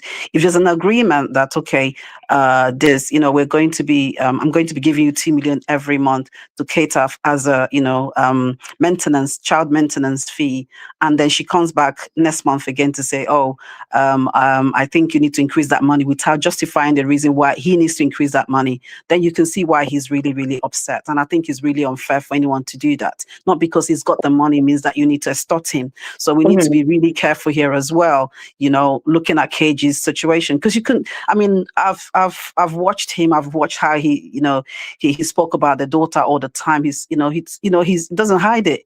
It seems like he really loves his child and he wants to get involved in the child's life. But I'm actually quite surprised, like I say, him coming up to say this. It means like, okay, he's tried everything, but maybe, like I said earlier, he needs to take it a different route now to get what he wants, to get access to his child. Yeah, Right. that's just what I wanted to point out. She could be moving goalposts now because as children grow, their needs increase as well, and the expenses increase. And this is why, as you mentioned earlier before, and I'm a huge proponent for this, go to court, because once you have a court order, you can always go back to court and have it reviewed or revisited. And then if there, more expenses came up, or the child is now exposed to more things and she needs more money, the court can review that and make the adjustment accordingly. So that both parties are actually feeling comfortable about it. But if they're just not going to court and they're just trying to work out these things between them, and the other party is feeling like he's being defrauded, then there's going to be a problem. Uncle Beno, can you hear us? Are you back? I can hear you. I'm right here. I can hear you. I'm just trying not to lose my mind. I see Auntie Grace is here. Before Auntie Grace goes, you want the girl to be eating agege bread instead of croissant? You want the girl to be anybody could see where they go now, because Abby, you and the sisters are trying to trigger me. I'm just trying to be a gentleman this afternoon. We're having this conversation. You refuse to accept that Nigeria has no, because Abby, some Nigerian women may actually get see this, and they won't just want to face the reality from men's standpoint. No, but Uncle Ben, everybody's reality is different. Who do you think a billionaire would date? A billionaire would date a woman with a certain standard. That's how it works. Okay? Uncle Ben, that's how it works. Abby, wait to okay. Auntie Grace, before you go on, I quickly want people to vote on this, because when I press my button now, they try to be gentleman. Is 3.6 million not enough for a child support in Nigeria? Listen, the dad is paying school fee, hospital bills, anything the child needs, the father is dropping. But just for the fact that the child is with the mom, the man is paying 3.6 million naira in a year. You want to tell me it's not enough? Please cast your vote. How many men in Nigeria, even the so-called billionaire you have up and down, how many of them can drop 3.6 million? But Uncle Beno, not all Nigerian men are billionaires. You have to understand, not all Nigerian men are billionaires. What is 3.6 million to a billionaire in Nigeria? So you cannot, this question that you put across to us, it's there's no single template to how much one parent pays to the other. It's on a case-by-case basis, because people have different scenarios and people earn different amount of income. So you cannot ask me, is 3.6 million not enough for a child support in Nigeria? It depends on. I think you're just trying to play the devil's advocate and just. I think he is, because what if if the kid goes on excursions every month? If they go for ski, if it's approaching the ski time, and they're going for ski trips. Hold on, everyone. Excursions. Hold on, everyone. Hold on, everyone, please. This is a very, very sensitive conversation. And me, I've always said this, I'm a realistic person. Me, I don't see If you got 100 so-called millionaire in Nigeria, Uncle Beno, your microphone is glitching. Uncle Beno, your my microphone is I don't glitching. know You're what's in going and on out. with this network. is this one a boy? Let me switch to my AirPod. See, You're Uncle in and Ben, out, the in and out, problem so we can't really hear you well. Uncle Ben, the problem here is that you're making it seem like the same standard, would go across the board. And that's not how it works. We've already established that this man is a billionaire. Chances that a billionaire is dating a woman that has a certain standard herself. So generally, when two people that have high standards have a child, they want a certain standard for that child. That will include the sort of school the child goes to, the sort of food the child eats as well. Example, there's lots of Nigerian made products, but chances are these sort of families would have the imported stuff. I gave an example with cornflakes, for instance, or cereal. Now you're looking at premium brands like Kellogg's in comparison to Nigerian made brands like Nasco. That means it's going to be more expensive. You're looking at premium brands like Heinz for ketchup rather than a Nigerian brand for ketchup. Just an example. So these are the things that would add up. But like I said, for you to even get a rough, Okay. rough idea, if you don't even know, if you check, I watched all of those things on TikTok when moms go Abby, shopping mall and this stuff. is all of This these is points. I could understand all of these points, but these are just women points. This is not a point that is coming from what an average Nigerian man, even the so-called millionaire Nigerian men, are dealing with. That's my own point. It makes a lot okay, of Uncle sense Ben. coming But from you women, cannot and I be quite talking about understand. a But let's billionaire hear and from decide Auntie to Grace. switch the Sorry, conversation Janet. Let, to average guys. Hey, Janet, one let, You second, need to please. stay in the let's lane. hear from Auntie Grace. Okay, Uncle Okay, Ben, I'll Auntie let Guys, Grace. Let's hear I'll from let Auntie you Grace, give please. you. Okay, sorry, before Auntie Grace goes, Uncle Ben, afterwards, and you actually give me an equivalent of what we're saying. Are you now saying that a child who has a certain standard, a child that goes to a British international school, should eat NASCO? The mom is not paying. Are you not hearing what I'm saying? I'm The hearing mom what is you're not the saying, one but paying for we're British talking about international standard school. of The living. dad is paying. Uncle Ben, you're shouting, no. We're talking about standard of living. Because And I'm because telling you you guys are that this is not. making men look bad. How are we making men look bad? We're telling you that the money is not. Okay, Auntie after Grace, Auntie Grace. can go ahead, ma. Uncle Beno, if we are going to have Auntie Grace, I'm so sorry I had to jump in. Uncle Beno, if we are going to have an honest and realistic conversation, this is not Mhm. about making one party look bad. No, we are just trying to deal with the facts as is, and we are saying those the child is a child of a billionaire. We're not trying to make this gentleman look bad at all, and we're not. This is not actually a gender thing. We're just trying to be realistic and examine how we can deal with it. Learning. It's a good learning opportunity for all of us, and you cannot just say you the other gender is, we are just having this conversation and making them look bad. That's not true. We are trying to actually examine facts as they are, and how we can learn from this story, how we can realistically deal with it, because at the moment there's so many divorces around, and this could happen to any of us. God forbid, I pray it doesn't, but it can happen. It's possible.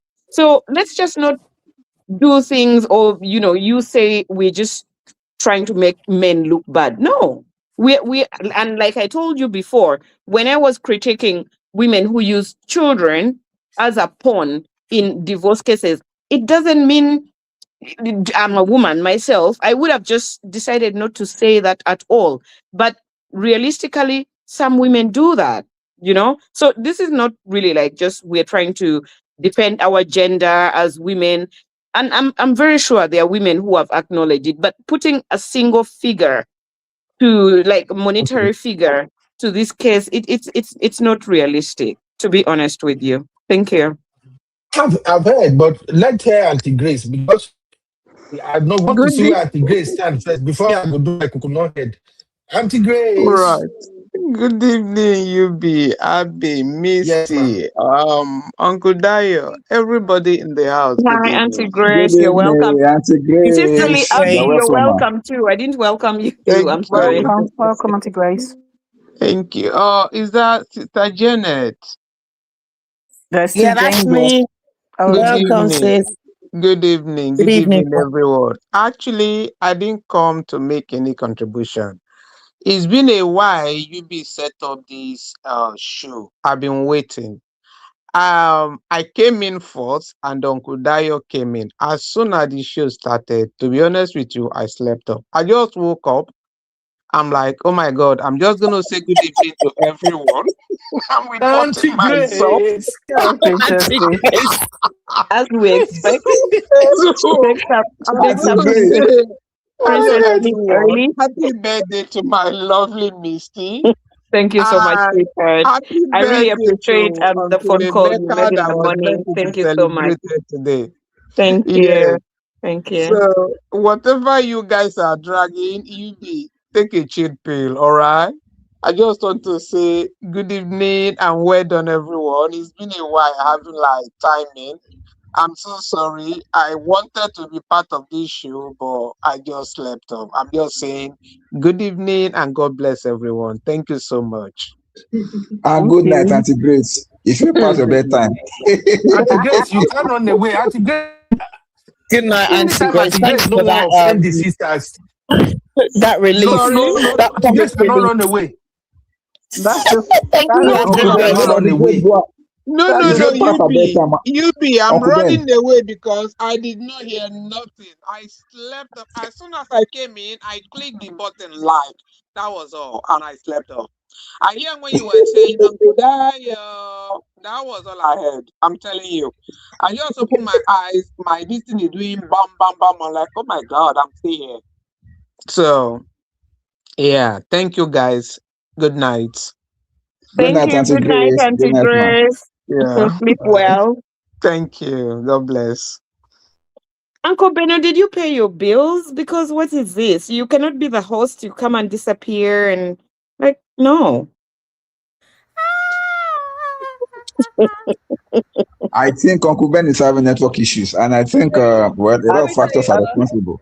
Uncle I, Dayo, I let me tell you what happened. I think he's calming down. Uncle Ben just sent me 30K deposit for a Bora Bora trip. So maybe that's why he did not pay internet.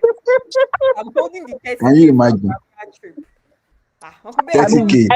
I back? see he didn't that pay. I diaspora diva already said that Uncle Beno is not going to Bora Bora because of his This is where. position. and he didn't pay his overhead bills, right? And he's going to borrow. Says Janet, okay, good night. See you later. Says Janet, why is it past your own bedtime too? Why are you leaving so soon? Oh, Uncle Ben actually dropped off. Oh. What Hey. Uncle Phil said, what Jay-Z will pay will be different from what Jagede will. No, it's true. It's true, but that's all we've been talking about. That's what we want Uncle Better to That's what understand. But he's just being a hard nut, you I know know? that Ben can hear us right now. It's Uncle never Ben, think. if you drop 300K for child support, this is kind of internet. The kind of internet you have now is kind of internet that the household will have. That's the truth, Uncle Ben. Why can you imagine a billionaire paying 3.6 million only A to year. to his to the recipient parent in a year? Is that not an insult to that child? Like, does he even love the child? It's not an insult. He's just But that's looking bare minimum. That's not even anything at for all. the child to have the best. That's the truth. Oh, Janet, you gotta go. Good night, girl. Sleep Can you well. hear me? Can you guys hear me now? Yeah. We Yes, hear sir. you. With your Okay, MTN good. network, we can hear you, sir. Janet It's says not my. her network is twerking. Let Janet go. Janet is troublemaker.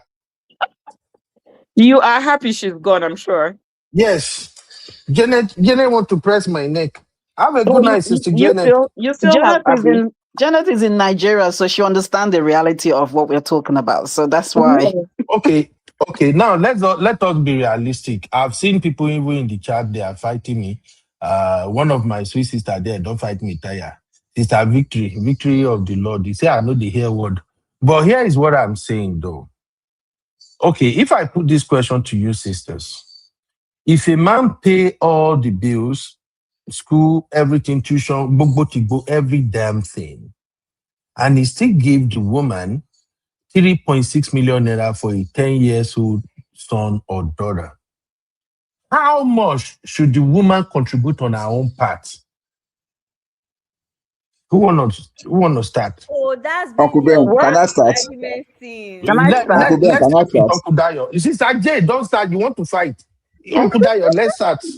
Yes, sir. Uncle Ben, see, this question that put on the banner is supposed to be, it's supposed to have three options: yes, no, or it depends. Now, let me come back to your question. When you said 3.6 million in a year, you just multiply 300,000 by 12. Fine. The question is, it cannot be enough, and I will tell you, even for an average Nigerian, we're not even talking about a multi-billionaire now. Let's even talk about an average Nigerian. It cannot be enough, and I tell you why. The thing is this, okay? Uncle Ben, Nigeria has become a country whereby when you go to market today and you see something for 10 naira, Uncle Ben, go to the same market next week. What you bought at 10 naira today can become 12 naira by next week. And by next week, it will become 15 naira. It has been like that for the past, how many years now? I think ever since this Buhari regime started. Now we are where we are. To have a fixed amount for an income, why are people complaining in Nigeria? It's simply because even their fixed salary is no longer working. Do you know, Uncle Ben, between me and you, that government have to resolve to doing things like, okay, come to work 3 times in a week. Come Monday, Wednesday, and Friday. For people to be able to manage their salaries, to be able to, then some of them provided buses, some companies and some other establishments, even the government ones, even the government I know, provided buses for almost all their staff that will bring them to work and taking them to work, just to reduce the cost of living, because they can no longer cope with the kind of inflation rate that affects Nigeria on a daily basis. That is just on the general level now. Now, we're not talking about child care. Uncle Ben, if you have been opportune to raise a child in Nigeria, in fact, in this present condition that we are in now, you will have realized that nothing stays the same again. This is a Nigeria whereby you are going to work. Now, even as a child, because this thing affects child, maybe he or she is taking buses to school, public bus.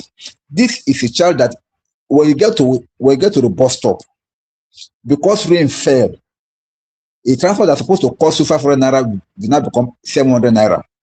Not for any reason, just because rain fell. But Uncle Dayo, you have to address the question. We know all of this. My question, you know, address Uncle Dayo. If the What's man the dropped question? 3.6 million naira a year, how much It is is the not woman enough. dropping? Okay, the How woman much? now. No, okay, it's not enough. The woman, what did she No, drop? Now only the thank man born you. the pikin. That is where Thank you. Nigerian men are Yes, coming okay. from. Okay, Maybe I they get your consider point, Uncle Ben. Nigerian men too. Abba. Uncle Ben, hold on. Uncle Ben, hold on. The woman, apart from what she's dropping, she's investing her time, her energy. She, even though she may not make financial contribution, what she's contributing is equivalent or even much more than Why the money won't that the she man is make just dropping. financial contribution? If the Thank you. Thank you. Thank Why you. won't she Wait not now, make Uncle financial Ben. contribution? So the Wait now, man, Uncle Ben. because the man have one child with her now, the man must die on top of No, her head. How many Nigerian men no, won't agree to that one? no. I don't believe the woman is not making financial contribution, Uncle Ben. She will be making. Definitely, she will be making. But we don't know that. But I can bet she will be making she's making her own financial something on the life of the child also. But what we know that she does more is what she gives to that child that money cannot even buy. Of course, if you're talking about a normal household, that's why I like what Missy said. Let them go to court and let the court decide. Okay, since both of you are co-parenting, this will be your portion, this will be your portion, this is what you do, this is what you do.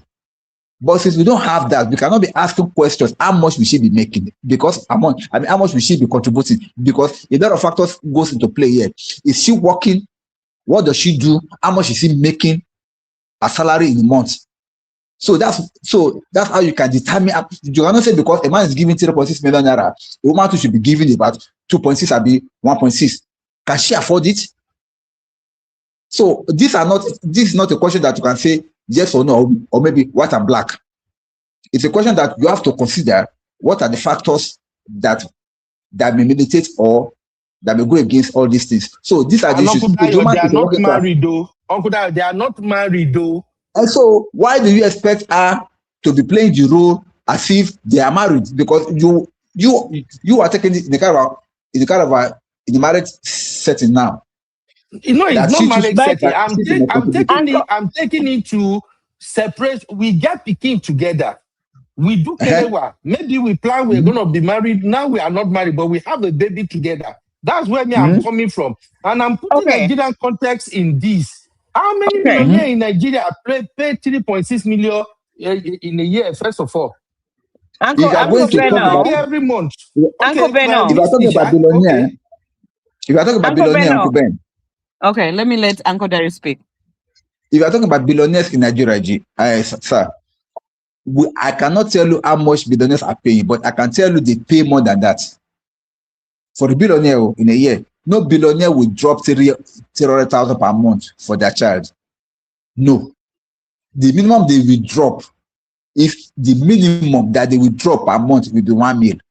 Because they know what Nigeria entails. That's number one. So if I'm talking about 30 million naira in a year, yes, I can say yes.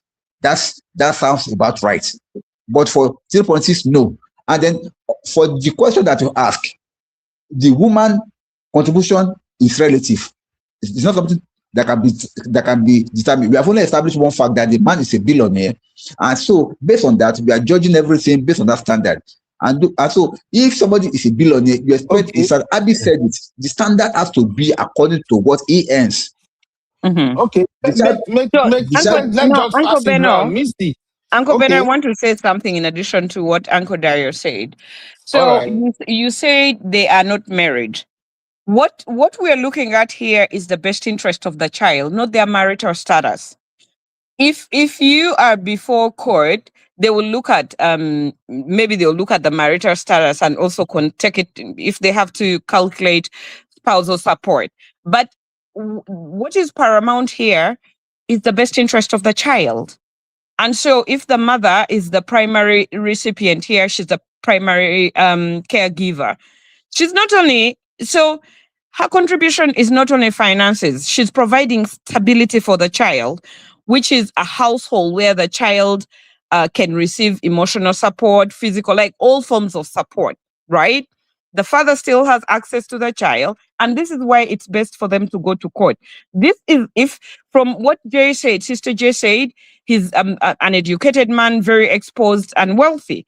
So he should just do the needful, go to court, get a court order, and know your status. And I highly suspect, if he goes, even in a Nigerian court, he's going to pay more child support than the 3.6 million you're talking about. It's going to be more than that. So whether they are married or not is not the issue here. If they are not married and she's making less, like bare minimum, just, compared to what he makes, then she automatically qualifies as a dependent to him. And then he's also still going to pay for that, So you cannot beat this. The interest of the child is paramount. He earns a lot of money. He ought to pay for that. And I take it that if he's feeling frustrated, he's explored all avenues available to him. And the only one that is left, the only remedy left to him is to seek redress from court. So he ought to take that step instead of coming to social media, because him coming to social media is an aggravating factor that the mother of this child could actually use in court. You are exposing this child to a lot of things before the world. She's a minor. She could be exposed to bullying at school because the friends will see all these videos and all this information online, which is very bad for a child, So there you go. Thank you. Okay. Abby and Sister J. Sister J, you wanna go? Then Abby will bring her Jay Z and go again to come break analysis. Say, hey, to born picking for Nigeria na problem. Oh. Sister No, J. it's not that, UB. I mean, you said, what does a woman bring? And I think Misty has covered a lot. The emotional support and the stability that she provides for the child, you cannot buy with money. She's the mother. And I mean, we've come to a conclusion that, Keji is a very intelligent man and he knows the right thing to do. He should go to court, period. That's just my take on it. Yes, let him go to court. And I can bet you he won't even pay 5 million naira if he go to court in Nigeria. If you know what he will pay more. Billionaires are also going into financial distress at times. Let's matter. consider all of these factors. Yeah, but that's the only child. That's KG's only child. And that is why the woman is not allowing him to see the child. Just look at that. I was just wondering, so is he saying for the last 5 months he's not really paid anything towards the child maintenance? No, he hasn't seen the child. He's not saying he didn't pay. He said he has not set his eyes on the child because the mom is trying to extort money from him. But we don't know that though. We need to hear her side of the story. Exactly, because I'm wondering, someone like KG who's got coconut head, yeah. I'm wondering whether he will continue to pay. He's just like you don't know. He's just like you. Okay. He's got coconut head. Wow. If I give person belay for Nigeria, I bought for me. Most of those school, I pay school fees, I pay healthcare. I make sure baby is good. I can't drop 3.6 million in a year. You can't say you go get a nanny. But you're not a billionaire, UB. You're not a billionaire. Unless you're a billionaire, then we can talk about that. Even billionaires are broke, my sister. Billionaires are billionaires in debt. It doesn't matter. Many of them borrowed money. Going to Bora Bora. My Uncle Ben may not be a billionaire in pockets, but he's a billionaire in spirit. Amen. In fact, in pocket says I'm a billionaire, but I will still take 3.6 million. Mona, leave me alone.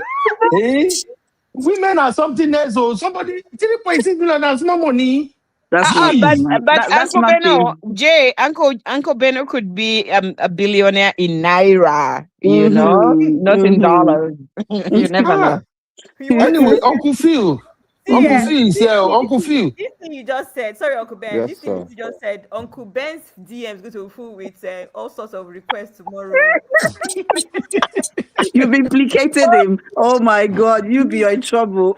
No, they won't come. They already had that. I won't pay more than 3.6 million. They will say my money no rich, so they won't disturb me. Uncle Phil, please help me explain to sister. Let them understand that it's not easy for men. If a man is dropping 3.6 million, the woman too should at least add 1.4 million. That is 5 million in a year. What is a 10 years old? How much is a 10 years old going to spend in a month? Greetings, my people. Hi, Uncle Phil. You're welcome. How are you? Welcome, Uncle Phil. Abby, you're welcome, sir. Uncle Phil, we need energy. We need energy for this all my foreigners. It is well. Abby, is that you? Size me. Good evening, sir. You're sounding like a screensaver. Say what? Okay. Is somehow. I think, in my opinion, anything child support, and I will use the word especially when the man is going to be the one paying.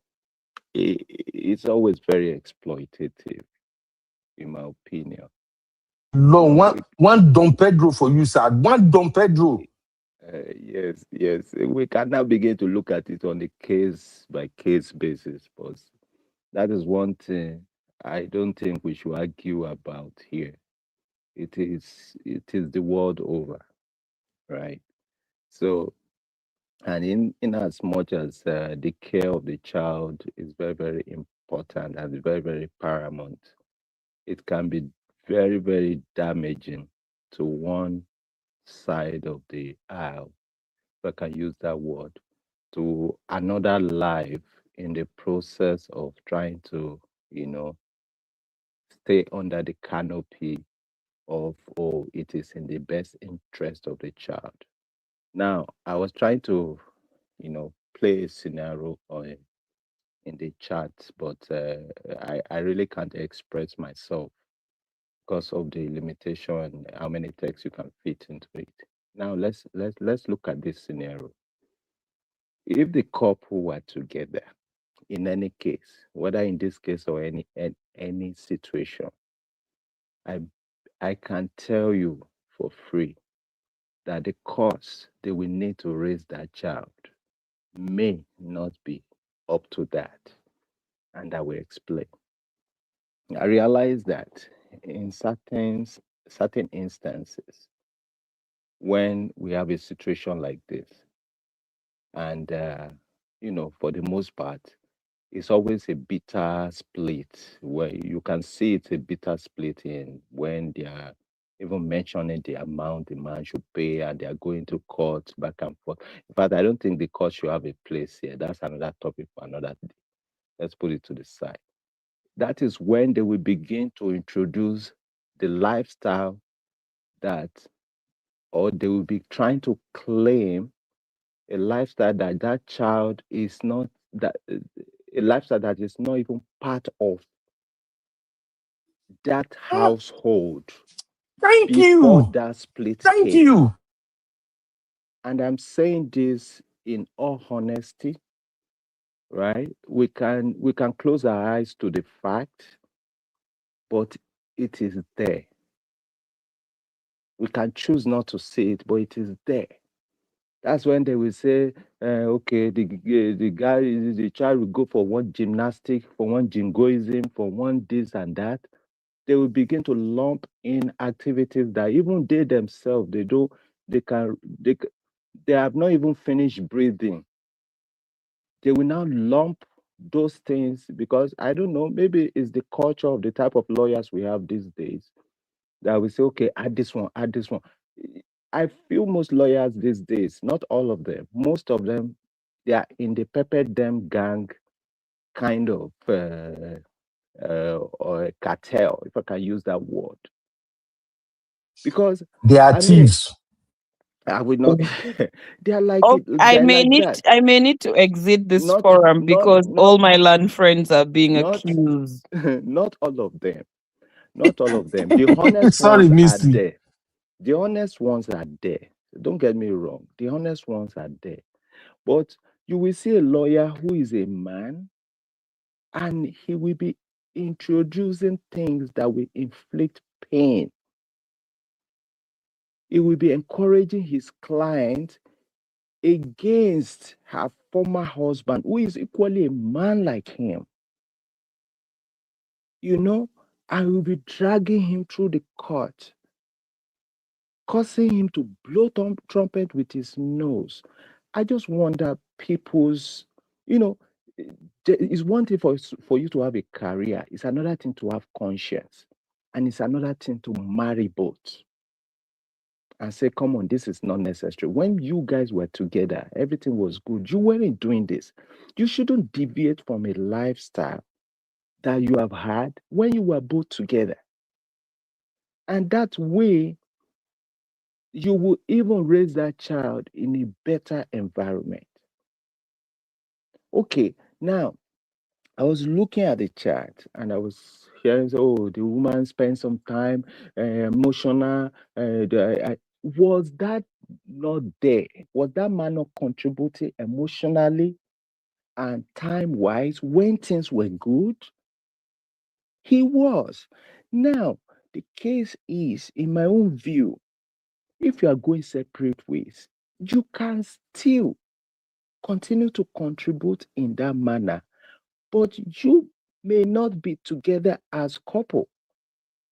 I've seen a scenario where the couple were even, the former couple, they were living in the same household.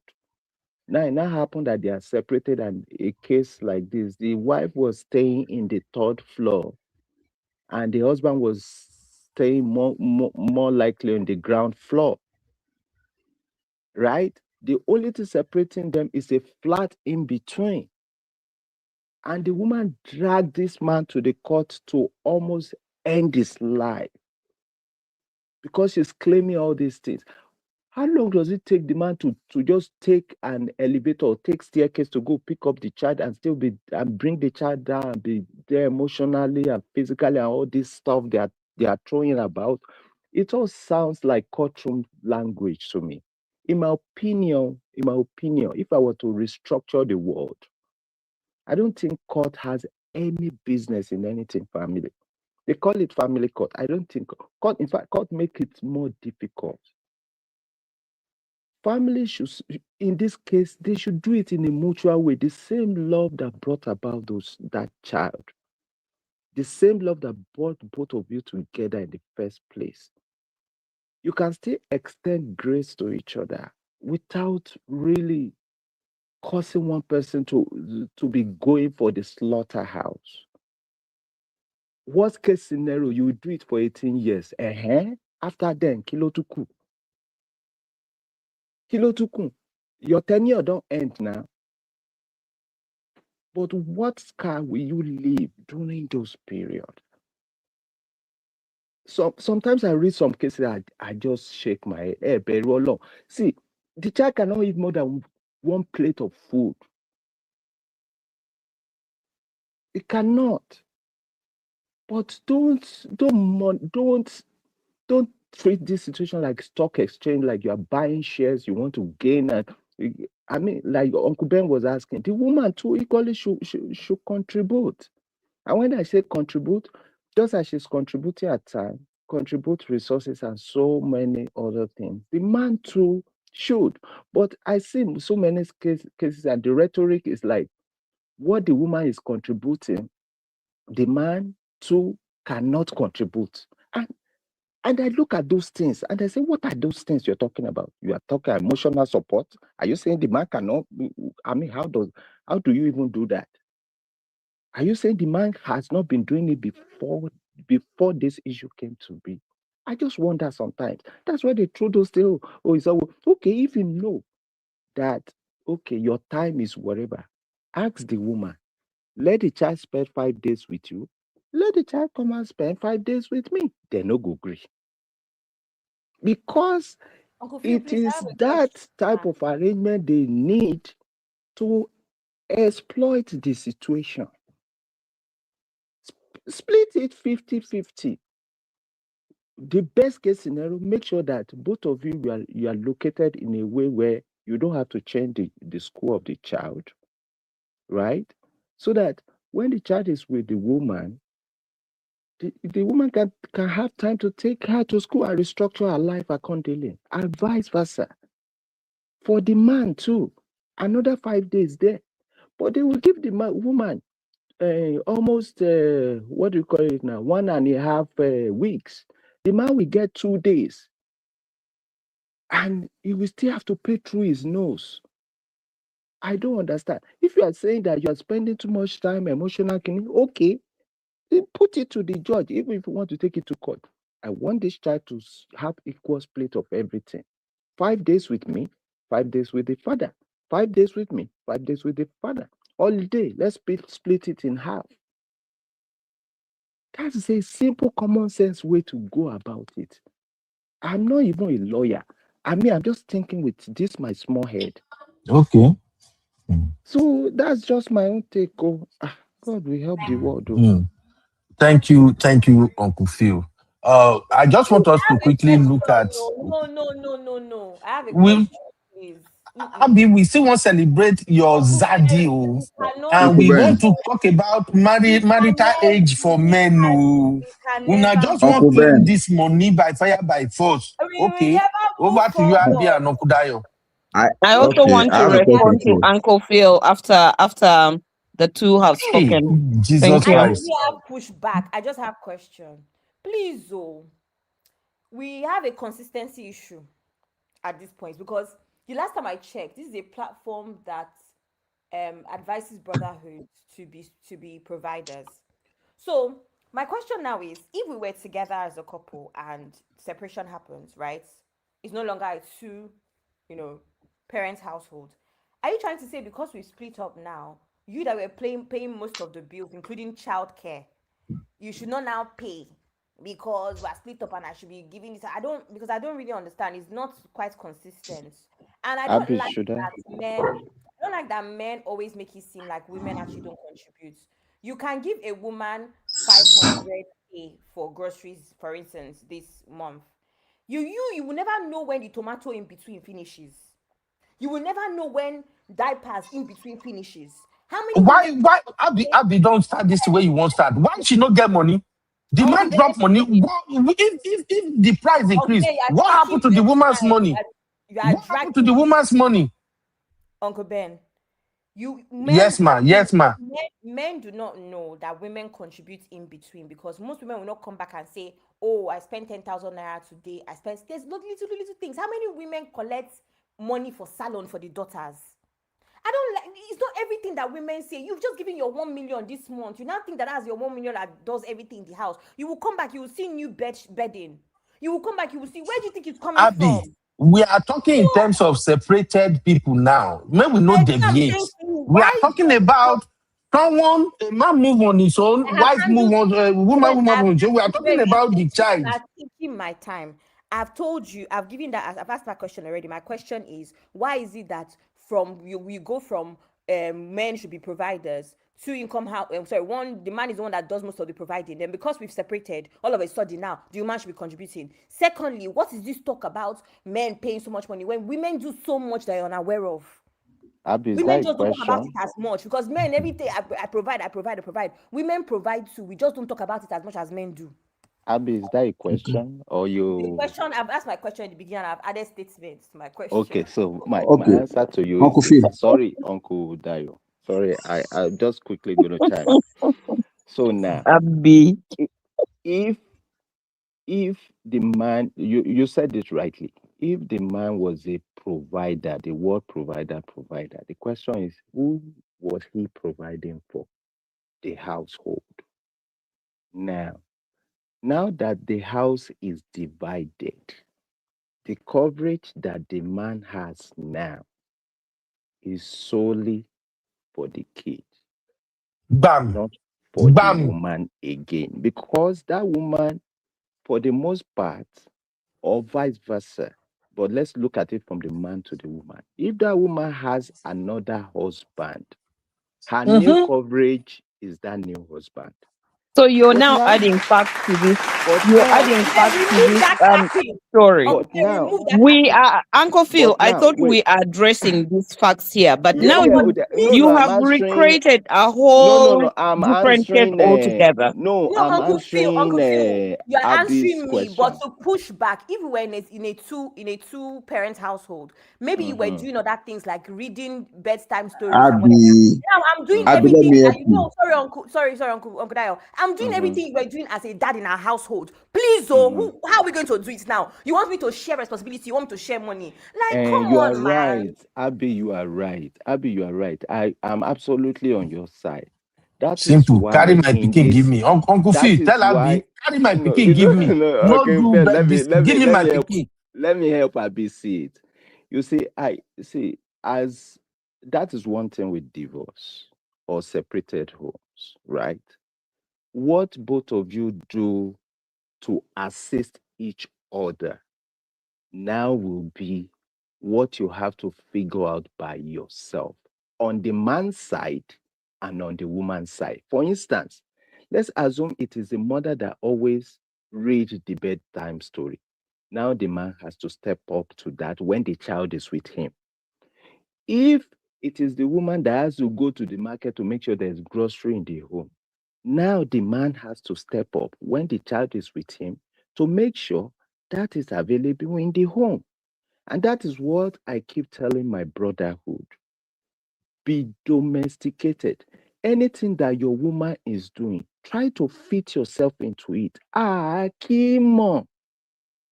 You cannot say what the future will hold. So that when one person pulls the plug, like in this case, you will not be scrambling and be looking for nanny. You will just you will just shift the gear into overdrive Uncle, and you Uncle, Uncle continue your Phil, life. because of the number Normal. of people where we get for panel, just give her the short answer. Make Uncle So Dayo the for short me. answer We is still have this. another angle where we never cover yet. Sorry, sir. The short answer is this. The man does not have coverage over you again. Whether you cover yourself or your new man covers you, right? Now, so it is for the man too. Whatever it is that woman is covering for him before, now he has to figure it out. Is either you go and get another girlfriend or you do it yourself. That is why this child support thing is always too skyrocketed. And it looks like the child now, you want to build house on top of his head. He doesn't need that much. Just step Thank up you, on your sir. own. The adult does not have coverage over you. Figure it out. You want to be, like that, then you have to do it like that. Your bills is yours. His responsibility is the child, not you. I'm sorry. Thank you, If your Uncle Dayo. dishwasher, Are if your we dishwasher is broken, contesting? I figure want to it put out. something straight. Are we contesting the expenses that this woman incurs or the child support that is being given to her? Like, what is it here? The point is, women are always demanding more than necessary when there is breakup. That's the point, Uncle Dayo. Yeah, thank you, Uncle Ben. The thing is this, okay? I think we have deviated a little bit from what we're talking about. We are talking about this case scenario that we have. Uncle Phil, I agree with everything you said, 100%. However, there is an aspect that you did not enumerate very well. That's why I said I have a pushback. My pushback is this. In this particular scenario, the child is with the mother. And what I want to talk about is about when couples are staying together and then there is a breakup and the wife or the woman has to move away to stay somewhere else. It is not a split situation. It becomes more expensive for the man. And I tell you why. I will quickly say this so that I can get the picture. Do you know that as a man, Uncle Phil, if you travel from your base now to go and work somewhere and you have to rent a house and you have to be living there and be sending money to your family at your normal base here, do you know that your expenses will now become double? Because over there, you have to feed, over there, you have to be comfortable, over there, you have to have some kind of basic things to keep you comfortable. And those things that you already have in your own house. So your monthly bills will become double. You pay for light, you pay for water, you pay for whatever you do, and then you still pay for your house also. Now, when it comes to this issue of this man now, by the time they separated and the daughter moves away or the woman moves away with the child, as a man that loves his child, that loves his daughter, if the house that the woman is staying, there are no air conditions, there are no fans, there are no beddings, there are no good situation, the man has to provide it not for the wife, but for that child, because the woman has the custody of that child. Agreed. Are you getting me, Uncle Phil? Good. Agreed. Now, how much so the that's man why I must say, now be giving the woman now, Uncle Ben, wait. attention. Uncle Ben, wait. So it is not about the woman. Now, Uncle Phil has already enumerated that, and that is the best. And that's the best situation analysis. However, in the situation whereby the woman is not up to par as per this condition, and because a man does not want his daughter to live a lower standard of life, he will still have to meet up with that. I'm not supporting the woman making them, because I don't want to overflow that issue. Some women capitalize on that to get back at the man, and they keep making demands upon demands. But in a much more realistic level, where the man is responsible, he will want the child to be comfortable. So he himself will willingly make that house or make that apartment, even get them a house or maybe furnish it to the standard that the girl will be comfortable staying with the mother there. It's not because he's taking care of the wife or of that estranged girlfriend, but because of that daughter to be comfortable. But what Uncle Phil has enumerated is a case of joint custody. The child stay with you for some time, the child stay with me for some time. And that one alone, nobody is responsible. Both of you have to be responsible for your own care, for your own cost, for your own expenses. I agree with that 100%. But in this particular scenario of this KG man now, we are seeing a situation whereby the wife is separated with the child. And we are talking about child care. The woman, which I've said earlier on, and I'll still go back to my first statement, the woman from my own position may be using the child as a bargaining chip to get to the man. Mind my diction. I say she may be used. I'm not saying that's what she's doing. She may be, because in most cases, this is what happens once you are separated.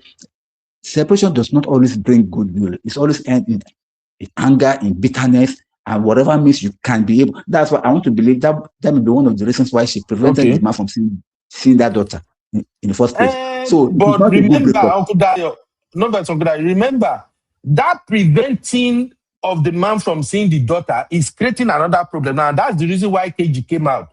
People are now advising Keji that with everything you've done for this woman, and he's still preventing you from seeing your daughter, forget about her, forget about the daughter. When the daughter grow up, he go come know you. Uncle Ben, do you see the problem that is creating now? I understand you, but Uncle Ben, do you know that a man like you and I, you can never forget that daughter? It's not possible. You will do everything possible to get that daughter. Are they not doing it in Nigeria? No, see, it's not about Nigeria now. It's about men generally.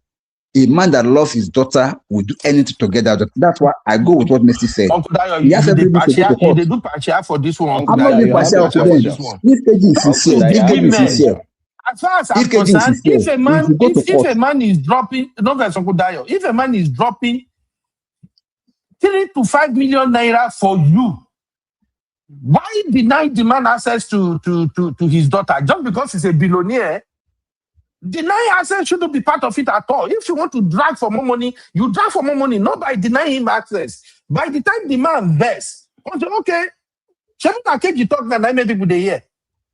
He has shut down completely, say, you know what? I wash my hand. Even the shisha I'm giving you, I'm not giving you again. What do you think will happen? Because that is the situation we are having in Nigeria now. Uncle Ben, give me an insight into what is going on. Is it the court that granted the woman court? No court, sir. What happened is that KG, the man you see right now, he came out on social media and he was lamenting that he's going through a lot right now. He said he have not seen his daughter for 5 good months. And he said the reason he haven't seen his daughter is because the mother is trying to extort him. Okay.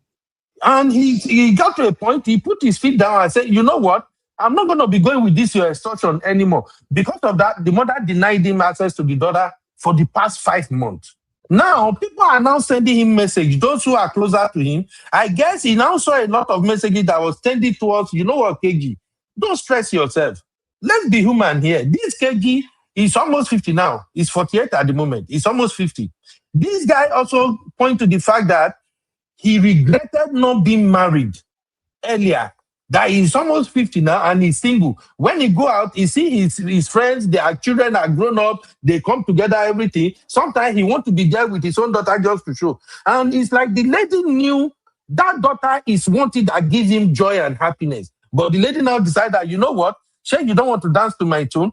You are not seeing your daughter. No, I'm not saying that is what happened, but from where he's coming from and from the video that we listened to, that was what he was explaining.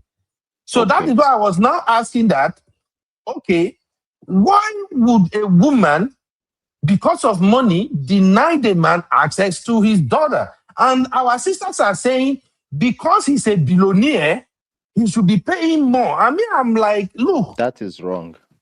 People in a place like Nigeria, if this is in the Western world now, there will be no argument.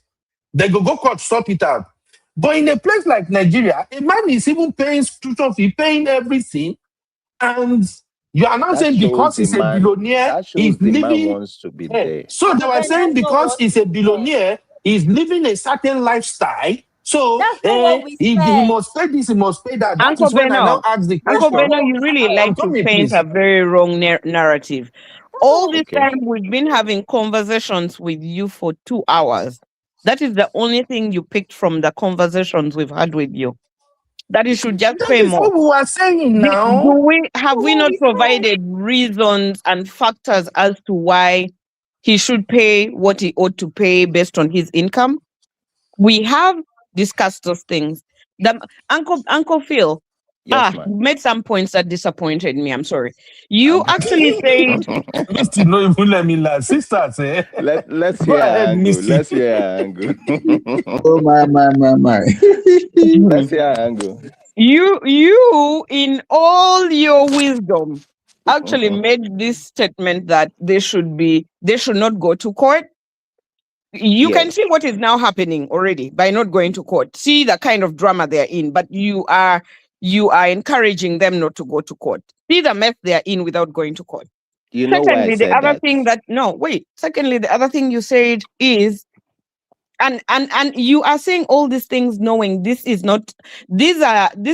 two parents are not the kind of parents who are cooperative.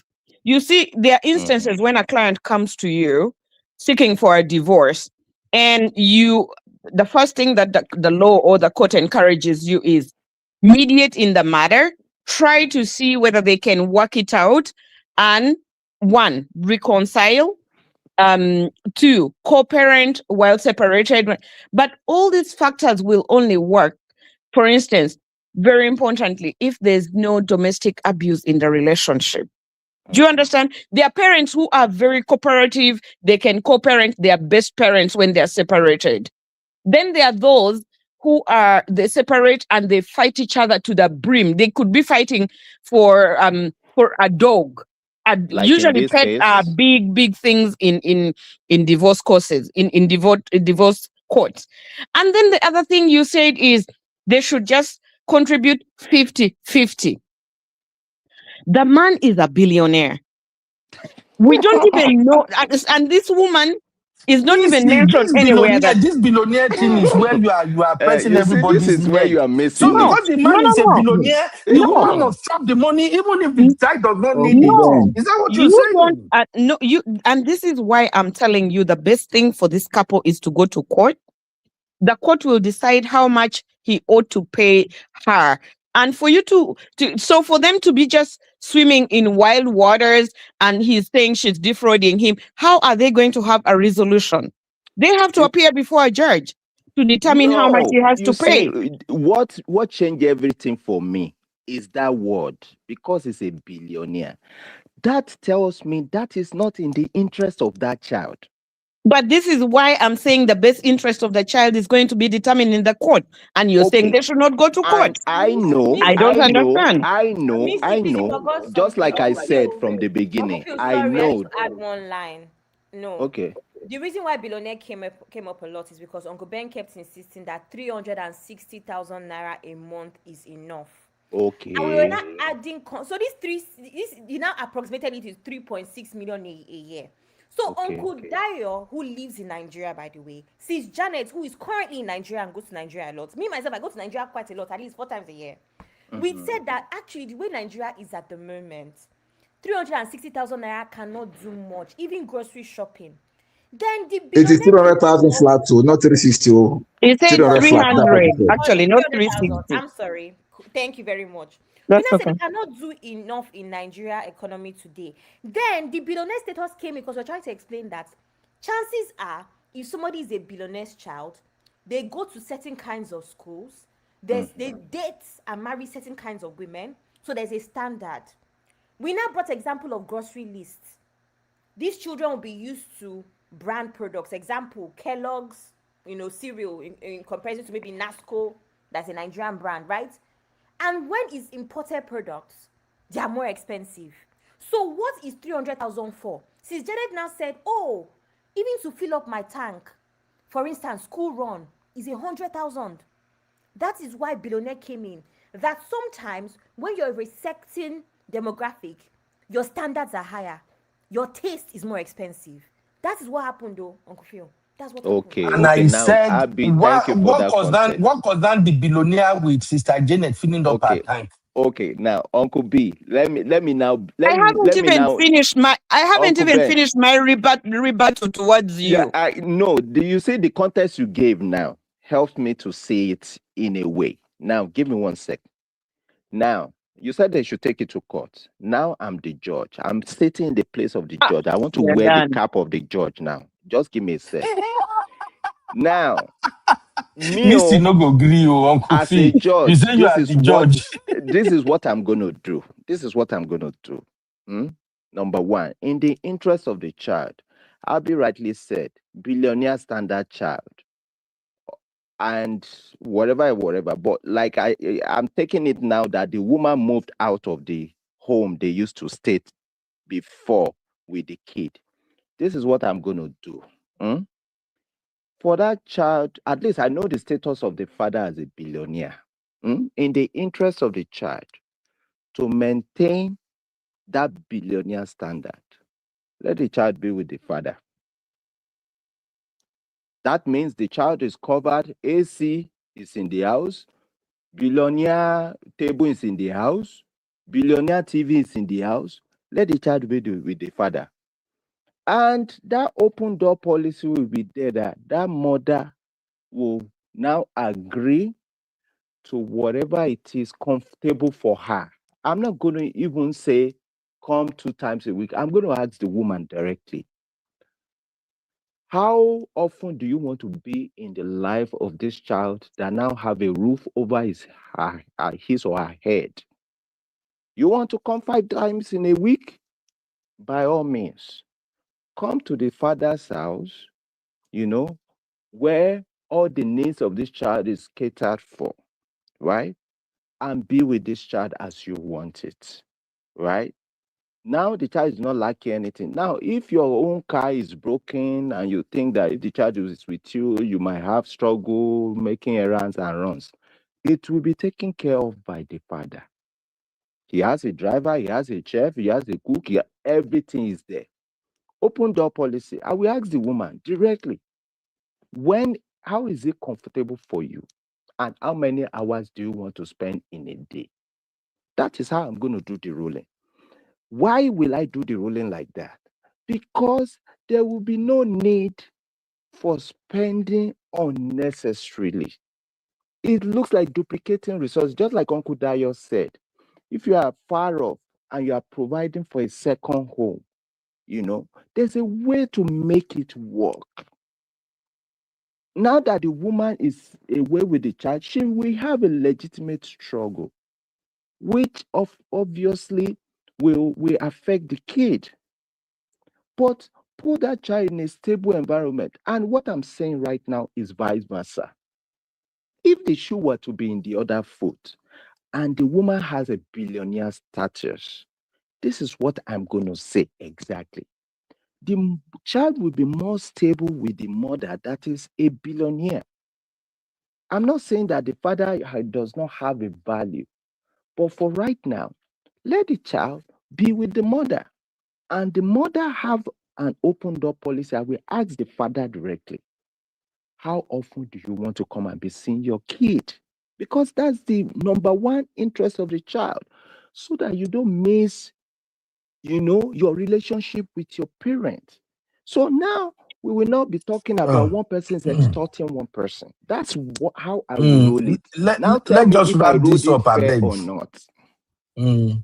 Thank you, Uncle Fee. Thank you. Let's just wrap this up because it be like say we not go make headway on this particular one. Let's talk about men being single And just at Uncle agree with Beno, us. I 45, haven't 50. finished what I had to Just say. agree with us. But Blood of okay. Zachariah. Misty, okay. Finish No, what you have to say, Misty. so Uncle Phil, so just so you know, when you're a parent and you're a billionaire, it doesn't guarantee you. First of all, you're the kind of judge who would be sitting there and I would put an application for you to recuse yourself. I would totally make an I see application, this a coming. motion for another judge. Misty, Yes. I see this coming. Why do I see this coming that you are going to say you don't want this judge? No, I don't. He would have to if he's not going to recuse himself, I'll put in an application or a motion. He needs to vacate the seat. I request for Misty, another judge to sit in Uncle that court. Phil, you are hereby recused from this place. Misty, why are you like this? Am I Misty not fair rejects you now? as Am I a not judge. fair, Ni? I'm fair now. I You am fair. you have gone against the interest of the child in every way, form, and interest. Mister, that's not so. Oh my If the God. woman is even Voila. visiting like that, I gave them open door policy. They can even reconcile Listen, according Listen, to your word. first of all, You the see? one thing you are assuming that every parent who is wealthier in a divorce case is capable of taking care of the child. That's not true. In this How you case, know this that? gentleman, No, I have seen cases before. I have appeared before court before. In this situation here, this gentleman is a billionaire. He's totally capable of taking care of the child. But you must note that this child has been below the age of 10. Children below the age of 10 are best taken care of by their mothers. Secondly, the gentleman is very busy, extremely.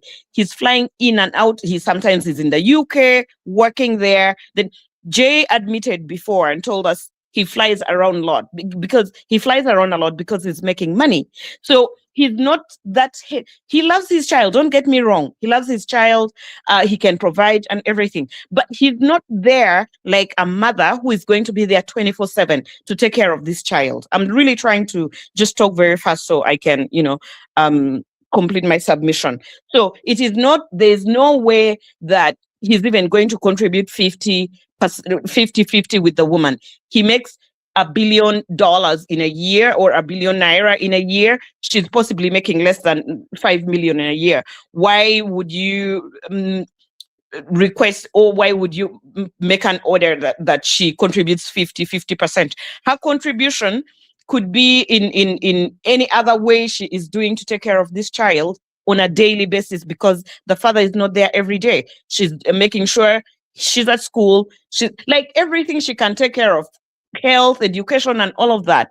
He's busy making the money. It doesn't mean he should not have access to the child. My thing is, and I still insist they should go to court.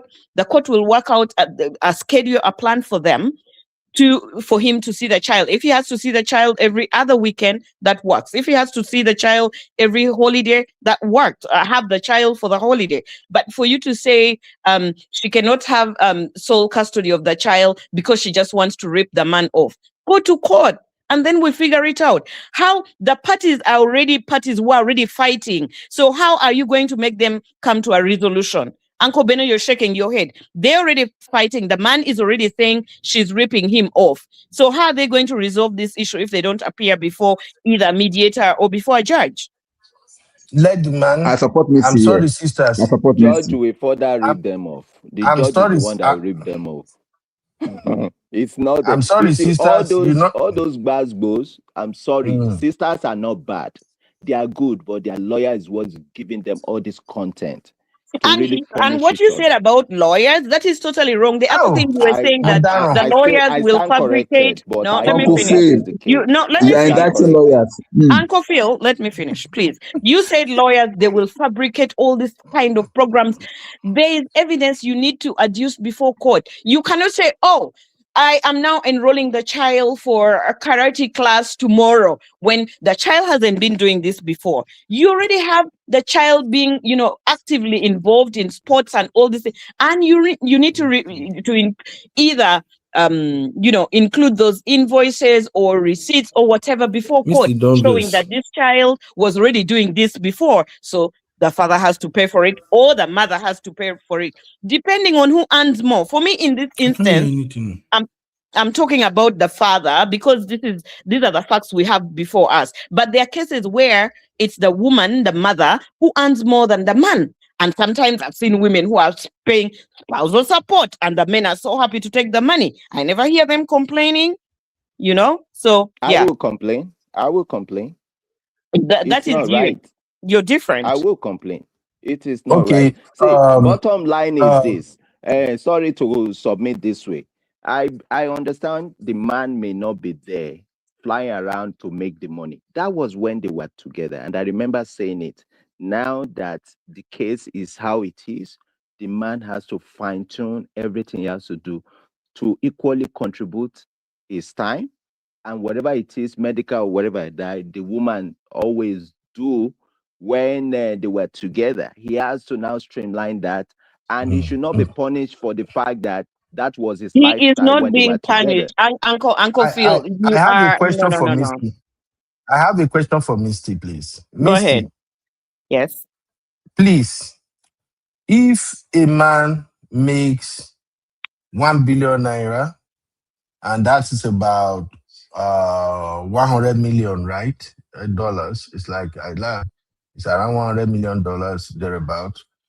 Let's just say in naira. If a man makes 1 billion naira in a year, and he Mm-hmm. had one son or one daughter with a woman, how much do you think he should be paying for child support, So for professionally me, speaking?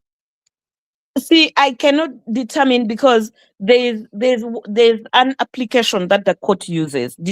They determine these things based on how much does the wife or estranged wife or the mother of the child make? How much does the man make? Uncle Patrick. There's a way it is calculated before court, and there's the lower end, the middle end, and the lowest end to the calculation.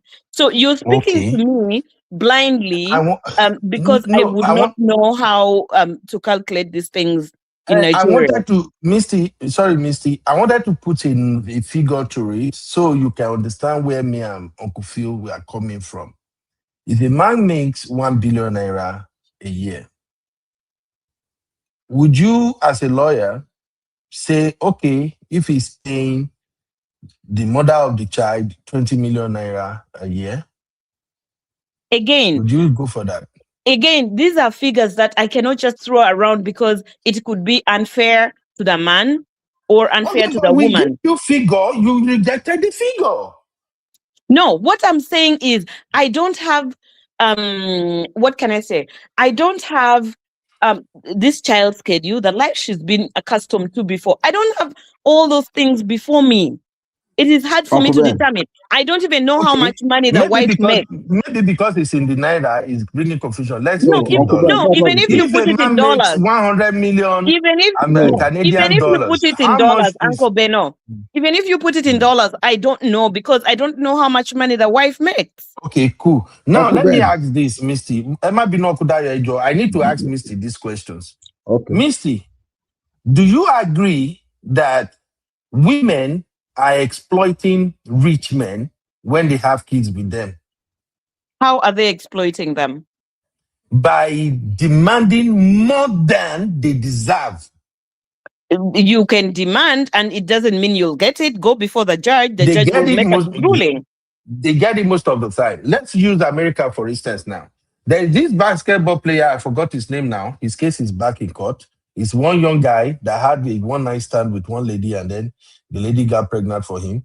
At the time, I heard that maybe he paid the entire child support off or something. Now they are back in court again. The court just awarded the mother of the child, I think, is it $24,000 every month. Okay, so in this case, What woman, what child deserves $24,000 a month? So I want to tell Let's you, call it what it is. They are exploiting men. Uncle But go Beno, ahead, Misty. you are you're a basketball player. You earn Mhm. so much millions or billions or whatever every year. So you know What does that has to no, do? wait, What does that wait. has to do with I am paying coming. a Let me woman finish. No, more Uncle money than Beno. she No, no, no, deserves no, no, no, because no, she no, no. have a Uncle child Beno, with let me you? finish. You are cutting me off before I finish. Okay. So you know you are an investment yourself. You are very foolish and very stupid to be lying down, having unprotected sex, and having a one night stand, knowing that person could get pregnant, and she does not even make half or quarter or whatever of what you make. How irresponsible can you be? Find your levels and roll with the people in your clique. If anything happens, you're not going to lose money. That is my advice to the brothers. And there's so many who are athletes and they're sleeping with all these low down lying women who will just be getting money from them. I can't blame those women. You know already you are an investment already. Why would you be mixing? It's like you know you are something very precious and then you're going to lie in the mud with the pigs. What do you expect? You think you're going to get out when you're clean? No, you won't. Are you not Okay. smart enough? Are you not intelligent enough to read and know your worth? I absolutely agree with you on that one. But that still don't justify paying a Uncle woman Ben. 10 times more than she is worth or deserves I because cannot she has a save the baby. brothers. I cannot save the brothers Yes, who Uncle are Daya. super wealthy Uncle Ben, which and one is putting Uncle worse? Which themselves Ben. in one the is line of There is fire. something that I want to which say one here. is what There's is something worse that now, Uncle Ben? You also want now to cause profit. Which one is no, what no, is there's worse? something How there. do you know what a woman is worth? Okay. there's something there that I wanted to really bring out. Uncle Ben, when you kept asking Misty that how much does she think would be good enough, there's something that she was saying. There's a template that they normally use before they can come to the conclusion that okay, this amount that would be okay. Because based on that template, they'll be able to know what the man is earning, what the woman is earning, how much. No, wait, I'm going somewhere, Uncle Ben. Then how much does the child really need? How much? What are the? There are so many indices to this fact before they can. Okay, now like this case of this Anthony Edwards. Now, I don't believe the court just granted that 24,000 without considering so many other factors. Are you getting me? No, that woman that this Anthony Johnson, he doesn't deserve. You wait to begin a job. Okay, I don't keep quiet. Not anybody won't tell me. Uncle Ben, why does she not deserve it? No, Abby, it's not about it's not about you say it's not a matter of Uncle Dayo. That's what Uncle Ben said. Don't go there. Let me explain why. Let me explain why. Let me explain why. Misty have just said it all. Those guys, those men, they are stupid and dumb as shit.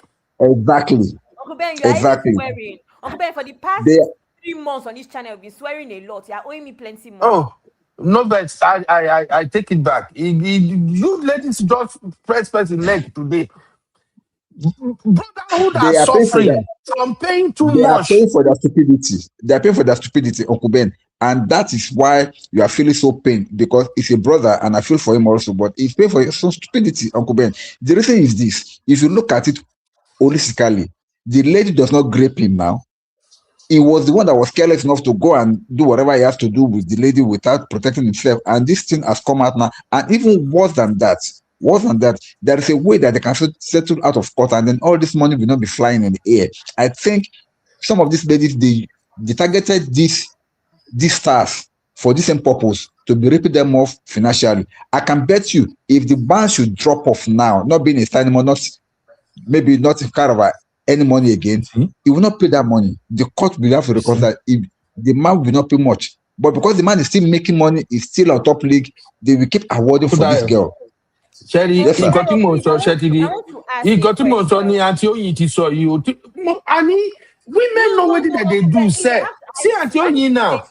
Auntie Onyi say, is there a reason why we have decided to be so close-minded and not really see money for what money is?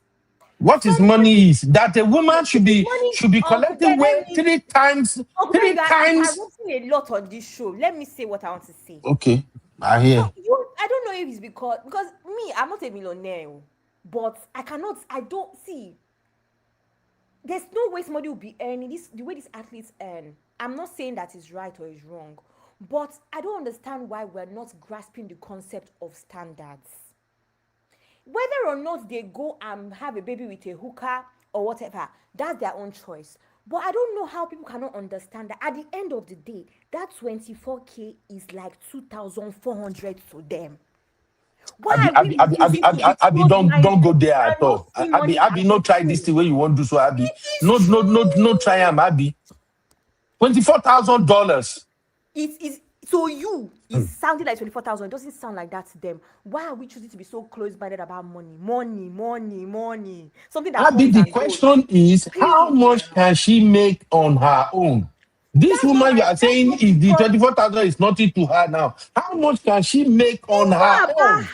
Uncle Ben, all I want is not about her. We're being so close-minded. What is a child going to do with $24,000 in a month? Abby, you know what we are talking about, Daddy. Uncle Ben, I promise you, if you give me 10 minutes, I can give you a list of what a child in that situation can do with 24K.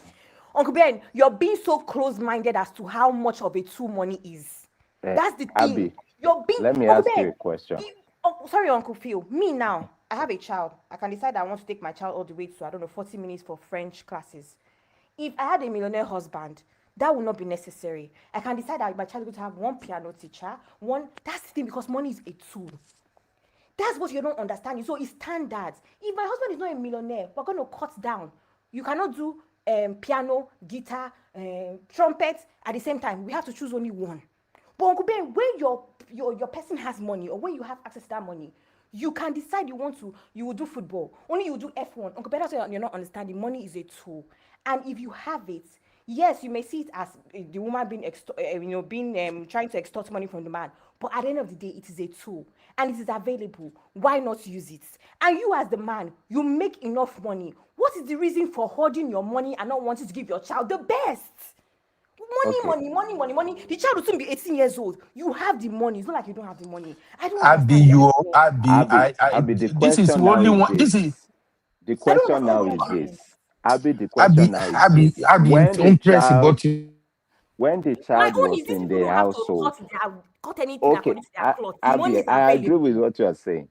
If the child was in the household with these two parents, will the child need as much as that? That's the question we're trying to ask. Maybe, Uncle Phil, maybe not. But I'm not trying to make assumptions. I'm trying to explain the concept of just being a little bit more open-minded about how expensive things are, and how actually the other day I sent a picture to my friend. I saw Tinubu's granddaughter carrying a Kelly 20 by MS. So it's an MS bag, right? And we were having a laugh about it because she's a little girl. But again, I know that is a whole different topic, but I'm trying to say that at the end of the day, that is what kids do. That bag from a reseller is 20K, $20,000, right? The only reason she can do that because her father is Sheyi Tinubu. And you're not understanding my point. That even a 10-year-old can decide to carry a $20,000 bag because her father is Sheyi Tinubu. That's what I'm talking about. You're not seeing it as money is a tool. Children are not that expensive. They can be as expensive as you want them to be. Okay. If the money is available. Who makes that decision? Who makes that decision? Uncle Phil, it's both parents, here, right? We have covered every angle of this. I've just gotten frustrated now as to why we're not being open-minded. About why we're not being open-minded. Abi, please take it easy. Abi, take it easy, Abeg. No, I'm taking it easy. Money is not that deep for a lot of people. That's why I said to Uncle Ben, this 24K that you're shouting about, if somebody else sees 20, I told you your president's granddaughter carried 20K bag. But Abby, the reality of life. Abby, here's my thing. Our brothers here, they are making their submissions based on what they earn. But they are not the athletes now. They're basketball players. But they have to take off their mindset from what they earn and comparing it to why would I have to give the other party $24,000 a month? This guy is a basketball player earning how much in dollars? Like lots of money. $24,000, whatever it is nothing to him. And do you understand? The only reason why one injury away. And then Abby has given you from losing Uncle Phil. Abby has given you an example of a $20,000 purse for that little girl. When they have birthday parties for their friends and they're buying gifts for their friends and they have to, you don't understand. Bags. And that is not reasonable. What we are saying is not reasonable. Uncle Phil, it's not reasonable for you. This is the lifestyle that this child has been accustomed to before the divorce or before the separation. Uncle Phil, so it must be maintained. Uncle Phil, are you not seeing what's Uncle happening? Ben, I have a question for you, sir. Sorry, Uncle Dio, 1 second. Are you not seeing what's happening in Nigeria country? Are you not seeing that secondary school now, they are paying up to 30, 40, 50 million in secondary school in Nigeria now. So please, when you finish paying 50 million, Uncle Ben, who are you talking to, please? Uncle Ben, I have a question for you. Sorry, Uncle Dad, let me just quickly finish what I'm saying. When you finish paying 50 million naira tuition fees to go to one of the best schools in Nigeria, when you now want to do party, you will not give the children Primark shirts. That's the thing. The lifestyle just translates. It becomes the whole thing. I'm not saying that I'm in support of it, but I'm even saying that if my husband says, for instance, that it's only £2,000 we have for childcare in this house every month, we'll manage 2,000. But if my husband now can afford 20,000, why would I say that I will not give my children more? I'm not even understanding. Why would hey, God, I beg. Do you know Imam Shapret? Do you know? I'm sure Abby knows who I'm talking about. This guy, Iman Shapet, Iman Shapet, you don't know? Maybe you Google it. This woman took this man, they went through this type of situation, collected 3 houses from him on top of whatever it is, and is paying child support. And do you know what? This woman now still came up on social media and still accusing the guy, the estranged husband now, of not even providing protection for her. What I'm saying is this. What we are saying is this. Everything you are saying about standard, I get it, I understand perfectly. I'm on your side with that. But guess what that does to the society? What that does to the society is that it makes people see how lucrative it is to want to go this route, especially on the part of the woman. How lucrative it is to want to go this route, especially am I sounding too tired? Uncle Ben, what's going on?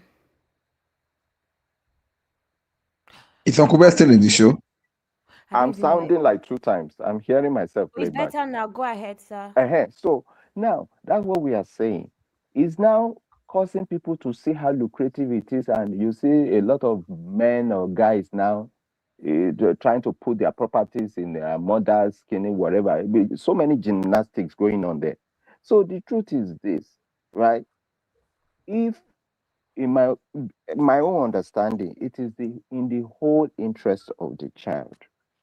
And depending on the age of the child, let's say 10-year-old or 9-year-old, what does the child need for his development up until 18 years old? If this over asking is now going beyond, let's just put standards to the side, right? You need mental development, you need physical development, you need provisions and other whatever it is. That one should be the general focus. Unfortunately, I think I'm talking a little bit too late now. The society has turned into what it is. But I'm just trying to make sense of what we have on ground right now. There are some demands that truly do not make any sense. We look at the child and we are looking at the figures. Like, if that is how much it costs to rate a child, as we are seeing this number fly around when it comes to divorce, nobody will be giving birth to a child anymore. Oh, no. That is the truth. The demand itself is too much. Uncle We are Phil not and saying Uncle that Dayo. provision should not be made. We are not saying standards should not be there. But for the most part, where men always push back is when that reasonability is being thrown out of order. Okay, Uncle Phil and Uncle Dayo, can we agree on something? Uncle Dayo, can we agree on something? That these I'm men hearing you. are complaining about this amount of money because they don't like the women anymore. Because you and I know that the way men spend money when it comes to women that they like, it's not about the child. Let's use that same Lagos as a case study. You don't want to pay this Giwa now, or whatever his name is. He does not want to pay all this money. But we know now when it comes to come, I'm sure he has bought Beckins for at least 50 girls in Lagos. Yes. These are the issues. I'm sure that he has paid for at least 5 BBLs in Lagos. Uncle Ben, Can you hear me? So we can hear you, Uncle Ben. We can all hear of a you. sudden now, Okay. they don't have money because I just want to say, it's women they don't like anymore. please let's go to celebrate this birthday because it's already after 12 and I'm going to church in the morning. Please. I'm so sorry. I think we're going to continue this conversation another day. Una not even let us get to where we are supposed to get to. I today. reject it. We'll have this conversation another day. Right now, may we celebrate Uncle Emeka. Nobody win today's argument. Women lose. But this is not about winning, guys. It's not about winning. Okay. Let's celebrate first. Welcome to UB Reactions, the place where we keep it real. Today, we've got some hot topics, so let's jump right in. It's recap central. I be in the building, giving us the juice and the gist. Bring the gen vibes on the rock. Recall central. I be in the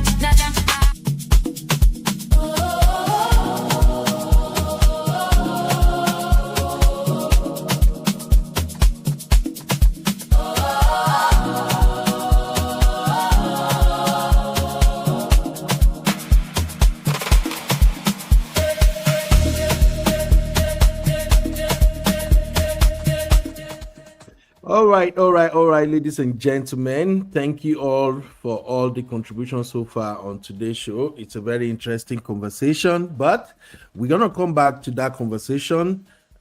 Before then, let us wish our own Zadie happy birthday. Now, for those who join us newly, if you just joined us maybe since about 3 or 4 months ago, you may not know who is Uncle Emeka. But Uncle Emeka has been part of this community for Abby, is it not like 2 years now or something? He don't take. And yeah, Uncle Emeka is an ardent follower of Obodo Yimbo TV, my Auntie B's channel.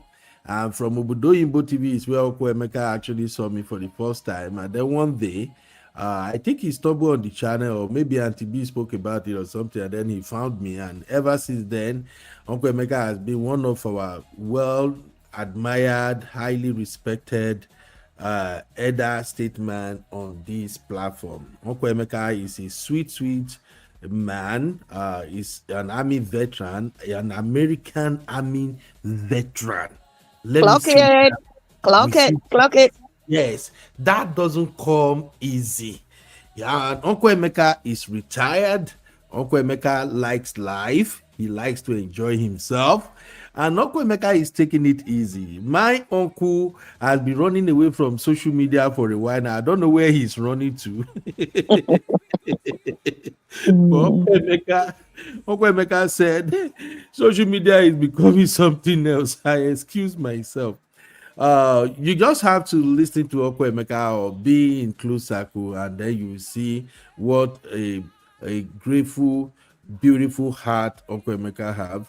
Uncle Emeka will call, he will support everybody, but Uncle Emeka they do partial. Uncle Emeka always protect the sisterhood instead of supporting brotherhood. If Uncle Emeka is here today now, this conversation it go don close since. Uncle Emeka go say, "May we kukuma carry the whole money, give the sisterhood." That is how sweet Uncle Emeka could be. And Uncle Emeka have supported us a lot on this platform. Every time I remember when we are having Sister Saku recap, everything, Uncle Emeka will buy super chat, we do all that. In the backstage, Uncle Emeka is so funny. Uncle Emeka always carry us along the way. Whether he goes to Nigeria, he goes to everywhere, and I love that a lot about him. So from me, I just want to tell you, Uncle Emeka, God bless you. You are a blessing. You are such an uncle that I think everybody deserve. Your great heart, your sweetheart, your kind words, your support, and especially knowing how to encourage younger folks is commendable. Happy birthday, sir. And Zadie, like we call you, always remember us, the young brotherhood, though. Not only RBCC and all the sisters. So that's it from me. All right, we're going to move it around now. Abby, what are you going to say to your Zadie? You mean AKA Abby's protector? Does that care about me? No, he doesn't. Because your greatest protector, actually, Abby. Actually, whatever you say is correct and it's right. Period. Abby's right. He's your protector because you are always looking for trouble. Are you? Oh, you're always looking for trouble. I don't look for trouble. Anyway. Uncle Emeka, Zadie. Who even gave Uncle Emeka Zadie? Is he? I think you or Cynthia, one of the two. You are the one. No? It is Abby. I remember very well. It was Abby that gave him Zadie. It was Abby. If you get it wrong and it's Cynthia, she's going to slaughter you. No, I actually didn't remember if it was me or Sissy. But anyway. Okay, so Zadie. Zadie is handsome, as you can see, bubbly, full of life, and he's a living proof that age is truly just a number. You know, Zadie is always outside. Zadie is outside more than I am outside. It's not even funny. And I'm just like, who is the Gen Z here? You know? Uncle Becca is actually always here with us because I know that when we talk, he says, "Oh, I've watched it." He says, he references the show. He just doesn't always comment, but he watches us. He's always behind, the scenes always. So he's always here to support us in any way. Like Uncle Ben said, I remember when we first did my first show, Recap Central, even Sister Circle, Uncle Mecca, in fact, every time he missed what's the name? Recap Central, he will be so annoyed. Abby, you didn't tell me you had a show. That's how supportive Uncle Mecca is. He will stand up for me without hesitation. He doesn't want to hear what happened, but he's just going to stand up for me. And I just want to say that we love you, we appreciate you. Your loyalty, your love, your kindness means so much to us. Thank you for always showing up. Thank you for always. What is that sound? Thank you for always standing firm in our corner. Thank you for even thinking that we're worthy of your presence. Right, I think we don't. Uncle Ben says it a lot. Sometimes I just look at the platform and I'm like, how did we get this caliber of people? With so much wisdom, so much grace, so much accomplishment to be a part of the platform. So I just want to say thank you so much, Uncle Mecca. Thank you, my Zaddy, for everything that you do. And I pray that this new year brings you excellent health, peace, happiness, and countless reasons to keep living life as beautifully as you do. Thank you, sir. I'm done. Oh, beautiful. Over to you. Oh, Uncle Daya. I just want to say that we are 3 months away from Uncle Ben's birthday. Uncle Ben, I'm not celebrating your birthday for you this year. We are really 3 months? Are you sure? It's not up 3 months. Where are we? Oh, because I didn't allow you to let us. Uncle Daya, please celebrate Zaddy for us, Joe. Anyways, it's really a pleasure celebrating Uncle Emeka because I'm so happy that I'm one of the privileged few to have seen him in person. When he came to Nigeria, he hosted me and Simbi. We had a nice time together. We had nice lunch together. And one thing that I can say about Uncle Emeka is that you have not even seen the half of him yet. In his presence alone, he assumes wisdom. When he talks, he speaks wisdom. The moment we had with him, even Simbi too can confirm this. The way and manner he speaks, the wisdom he carries, because I learned quite a lot from him. Just a couple of hours of staying with him, having lunch together with him and all. So he's a man that God has endowed with grace, with so much wisdom and so much full of life, always positive about life, always talking about positive things, how to, you can never have dull moments around him. It's always lively, happy, exudes happiness, and want to spread good things. So all I can say is that it's a very great privilege for me to have met him in person, and I'm really happy that God brought him into Real Farm, because he has been impacting people's life in every area, physically, financially, emotionally, everywhere he has been there. He's a father indeed. He's someone that you can look up to as a father, as a mentor, and somebody that you can rely on for his wisdom. Anytime you have any issue and you can discuss it with him, you can be sure that you give you the best and the correct advice. So Uncle Mecca, on your birthday, I can only wish you the best. I know you are just starting, because the way you were dancing on the video that you sent to the backstage, I was like, hi. I normally say something to him and he would just laugh. I will always tell him that when I grow up, I want to be like him. He will just laugh it over. And I really meant it, because this is a man that I can see that, at this age that he is now, he takes life easy. He moves around easily, no stress, no pressure, just want to have fun. And I really appreciate that. And God will continue to give you the grace to enjoy your life more, to enjoy your peace more. Sound else shall continually be your portion. You shall not have any reason to regret anything. You shall not have any reason to fall sick or to be in one problem or the other, because God's protection shall be all upon you and upon your loved ones, upon your children, upon your family, because you are a very, very family-oriented man.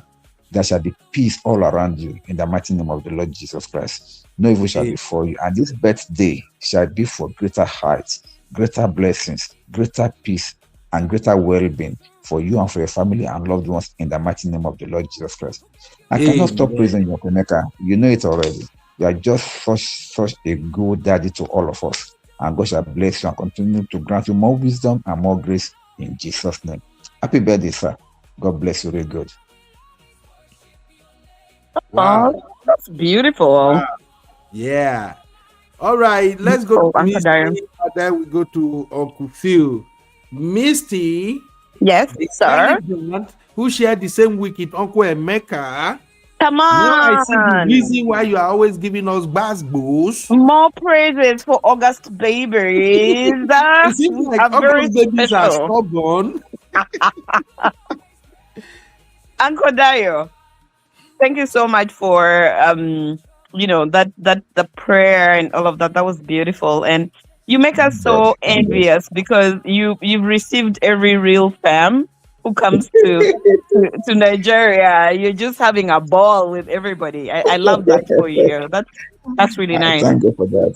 Thank you for that. Yeah, Thank you. but Yeah, I was winning. No, now Uncle Dai was taking over. I thought I'd met more real fam. Hey, I need to up my game. In fact, you need to up now your I'm booking game. flights to go to America.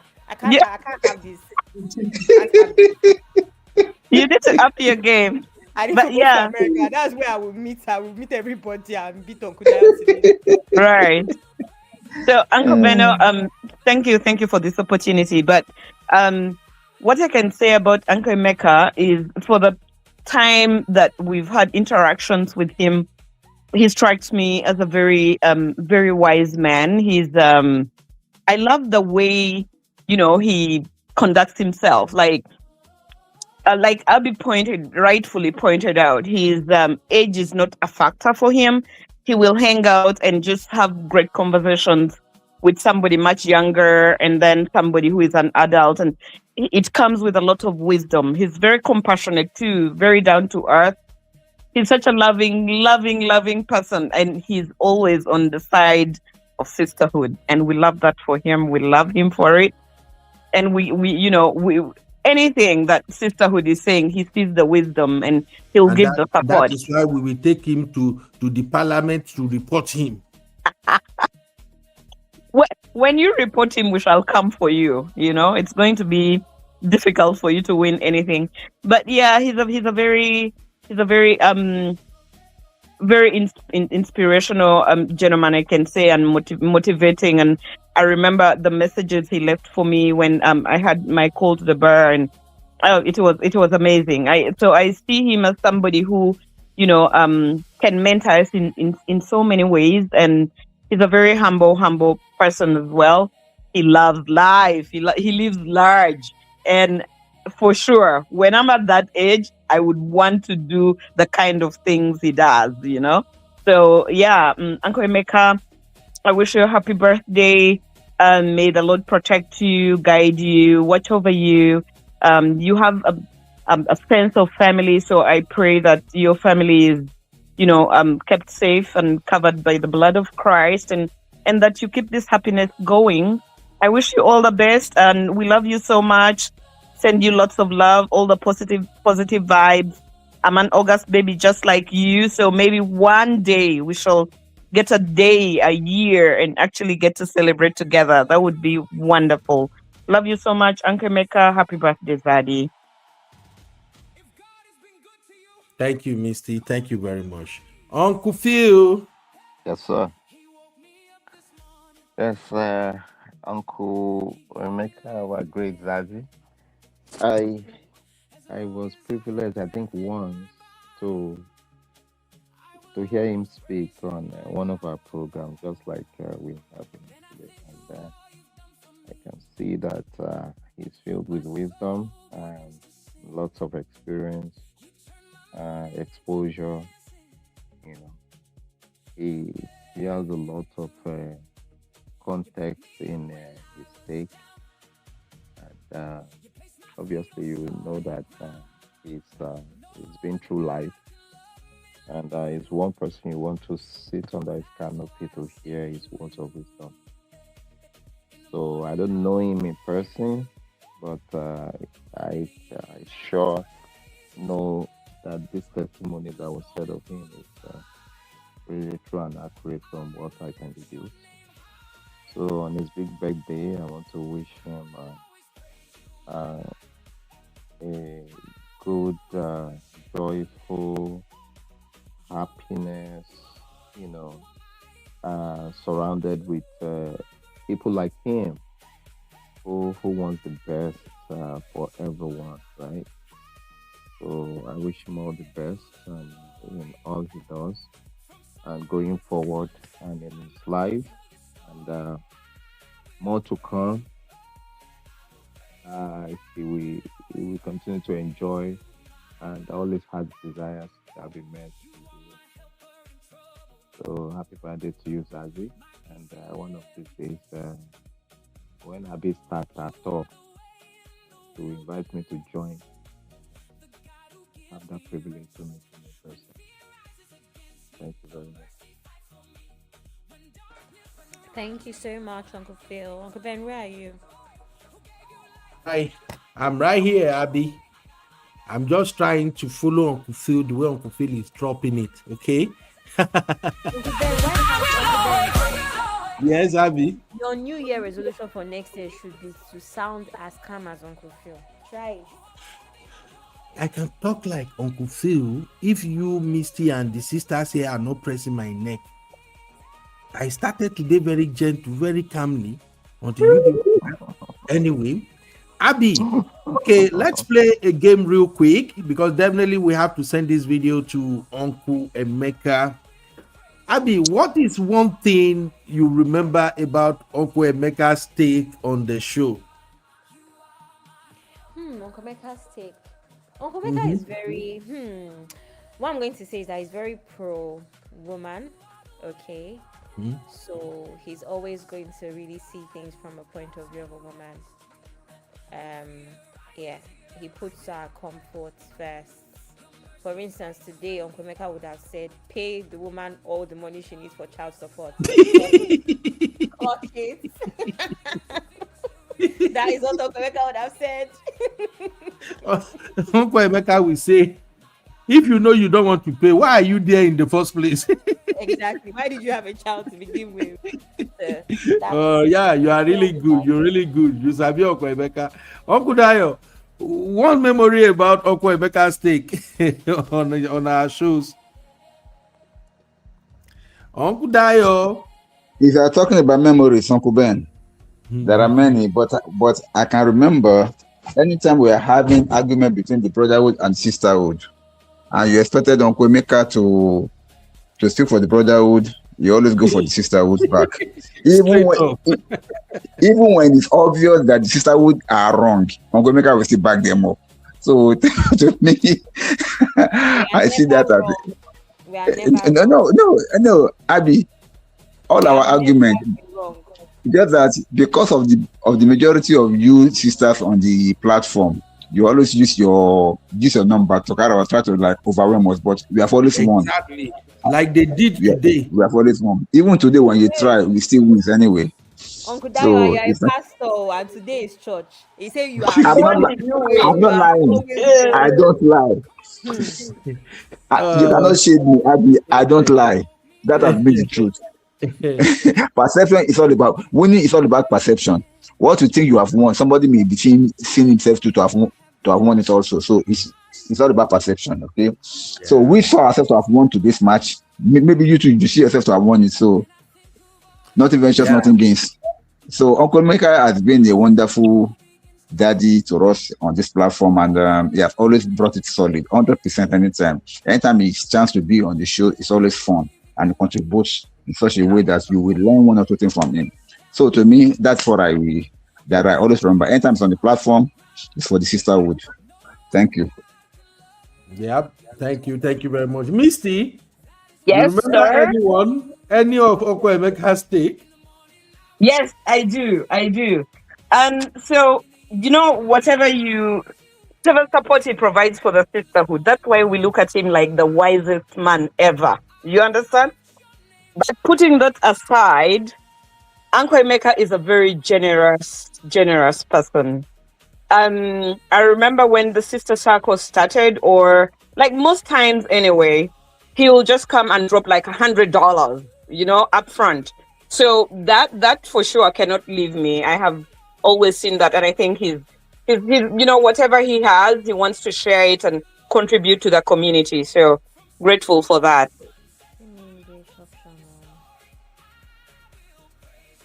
Yeah, that's a good one. Uncle Phil, Uncle Phil Yes, doesn't sir. even know any Emeka, Uncle Emeka steak you remember? Ah, Uncle yes. Phil Now does not know of Emeka, you it's know. just gonna summarize everything and go straight to the point in a in a no ball stop way. It's either you drop or you continue with the ball. Yeah, no And bus. yes, it's always like that. I understand. I understand. Like he has seen a lot. I mean, he just says there's no point in dragging stuff and like that. If you say you won't win, okay, you win now. Okay, you win. I mean,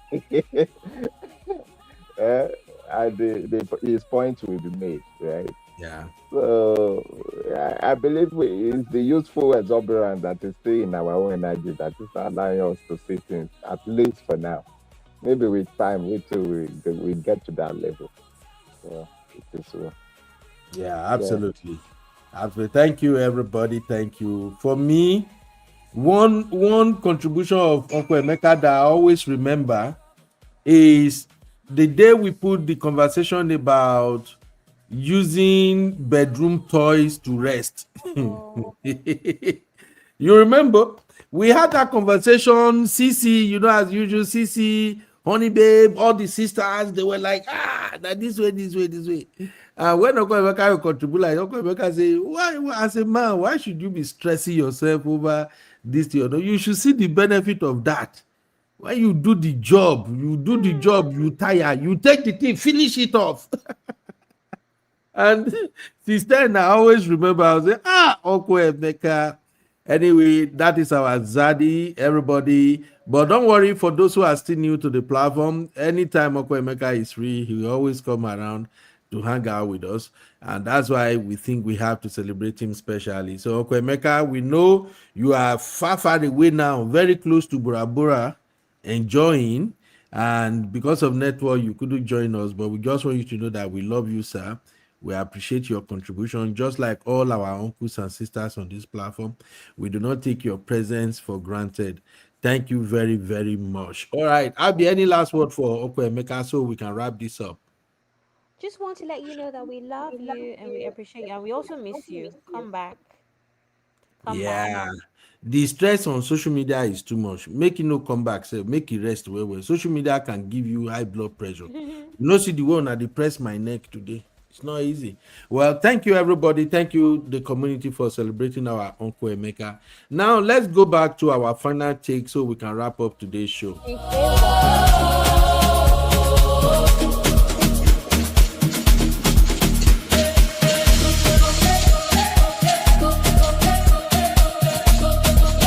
Welcome to UB Reactions, the place where we keep it real. Today, we've got some hot topics, so let's jump right in. All right. Before we round up today, we can't just say good night or give our final take without giving one of our sweet sister who has always been part of us here. We have to wish her a huge happy birthday. That is my lovely sister Shopper Helper right there. Shopper Helper, anytime she's available, she's always here cracking jokes, chasing me, fighting me, just like sister Mez or Mez AY, like I call her, always fighting. And she's so sweet. She's also, is Shopper Helper Gen Z or Gen, which Gen she belong, Abby? Millennium. Millennium. No wonder. They Now are worse them than Gen CC Z, Abby. I people. know. No, their heart is so sweet. They know they press people neck unnecessarily like Gen Z. You see? Eh? So please help Uncle Shopper Ben, help. are you sure? Are you Yeah? sure? Yes, You have now. CC in that class. Oh. You have CC in that class. Oh. CC not the two press person neck. Oh, only say CC go argue, but them Abi, them Gen Z, they will look for trouble where there is no trouble. Eh? So, ladies and gentlemen, that is Shopper Helper for you. Abby, I think Shopper Helper is in the UK, right? Yeah, she's in money. But how come she's so calm, so sweet? UK people know they So are calm you like trying that. to say UK people are not calm? They are not sweet? UK fire. UK people are fire for fire. Shopper Epa is always calm, always happy. Anytime she's around like this, you know. Shopper Epa, we love you, sis. Thank you very much for being part of the Real Fam. We really, Happy really birthday, appreciate Shopper you. Helper. Happy birthday to you, my lovely sister. Abby, any words? Shopper helper. The luxury mama. Shopper helper is who when your husband. Uncle Ben, Sorry. when your this the husband that's from separation, the money that you get from child support, this is where you shop. She will help you to shop all the Louis Vuitton and the Hermes Abby, don't and start. Don't go to start. shopper helper for your luxury needs. Spend that man's money today, okay? Anyway, happy birthday, Shopper Helper. Thank you for always, coming here to support us, for being a part of the family. For she's always, so joyous. Her takes are always amazing, lots of wisdom. So we appreciate you. Thank you for being a part of the family, and we love you. And yeah, hope you Thank had an you, amazing. Mama. I saw yesterday that the birthday was on the 14th, and you know what's crazy? Couple weeks before, I asked her for her birthday, and she said she's shy. She said she was shy, you know? But I've written it down now for next year. So thank you for being part of the family. We love you. We pray that God blesses you, your family, your children, your husband. And we pray for happiness and elevation and joy and peace, good health, long life in your life in the name of Jesus. Amen. Uncle Ben, what happened? All right, Uncle Dio.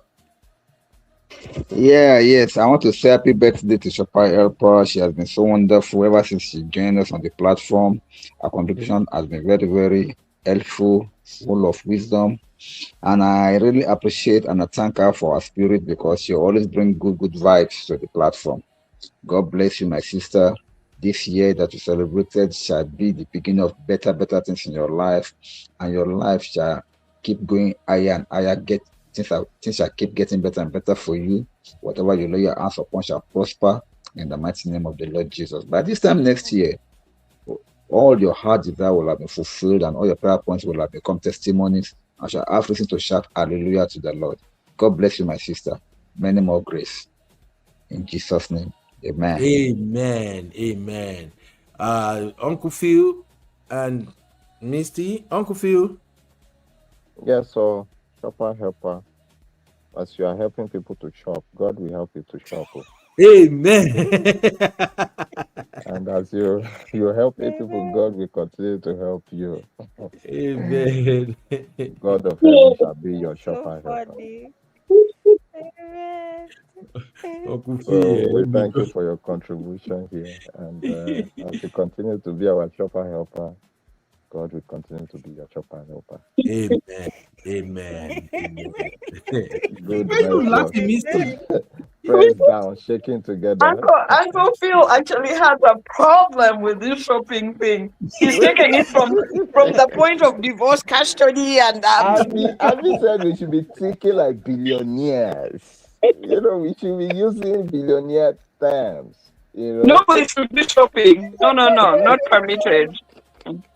We are grateful for your presence and your contribution, shopper helper. And I know one day my shopping shall be helped by your shopping helping. Amen. Thank you, sir. All right. But do you also sell private jets? Is that one that we need?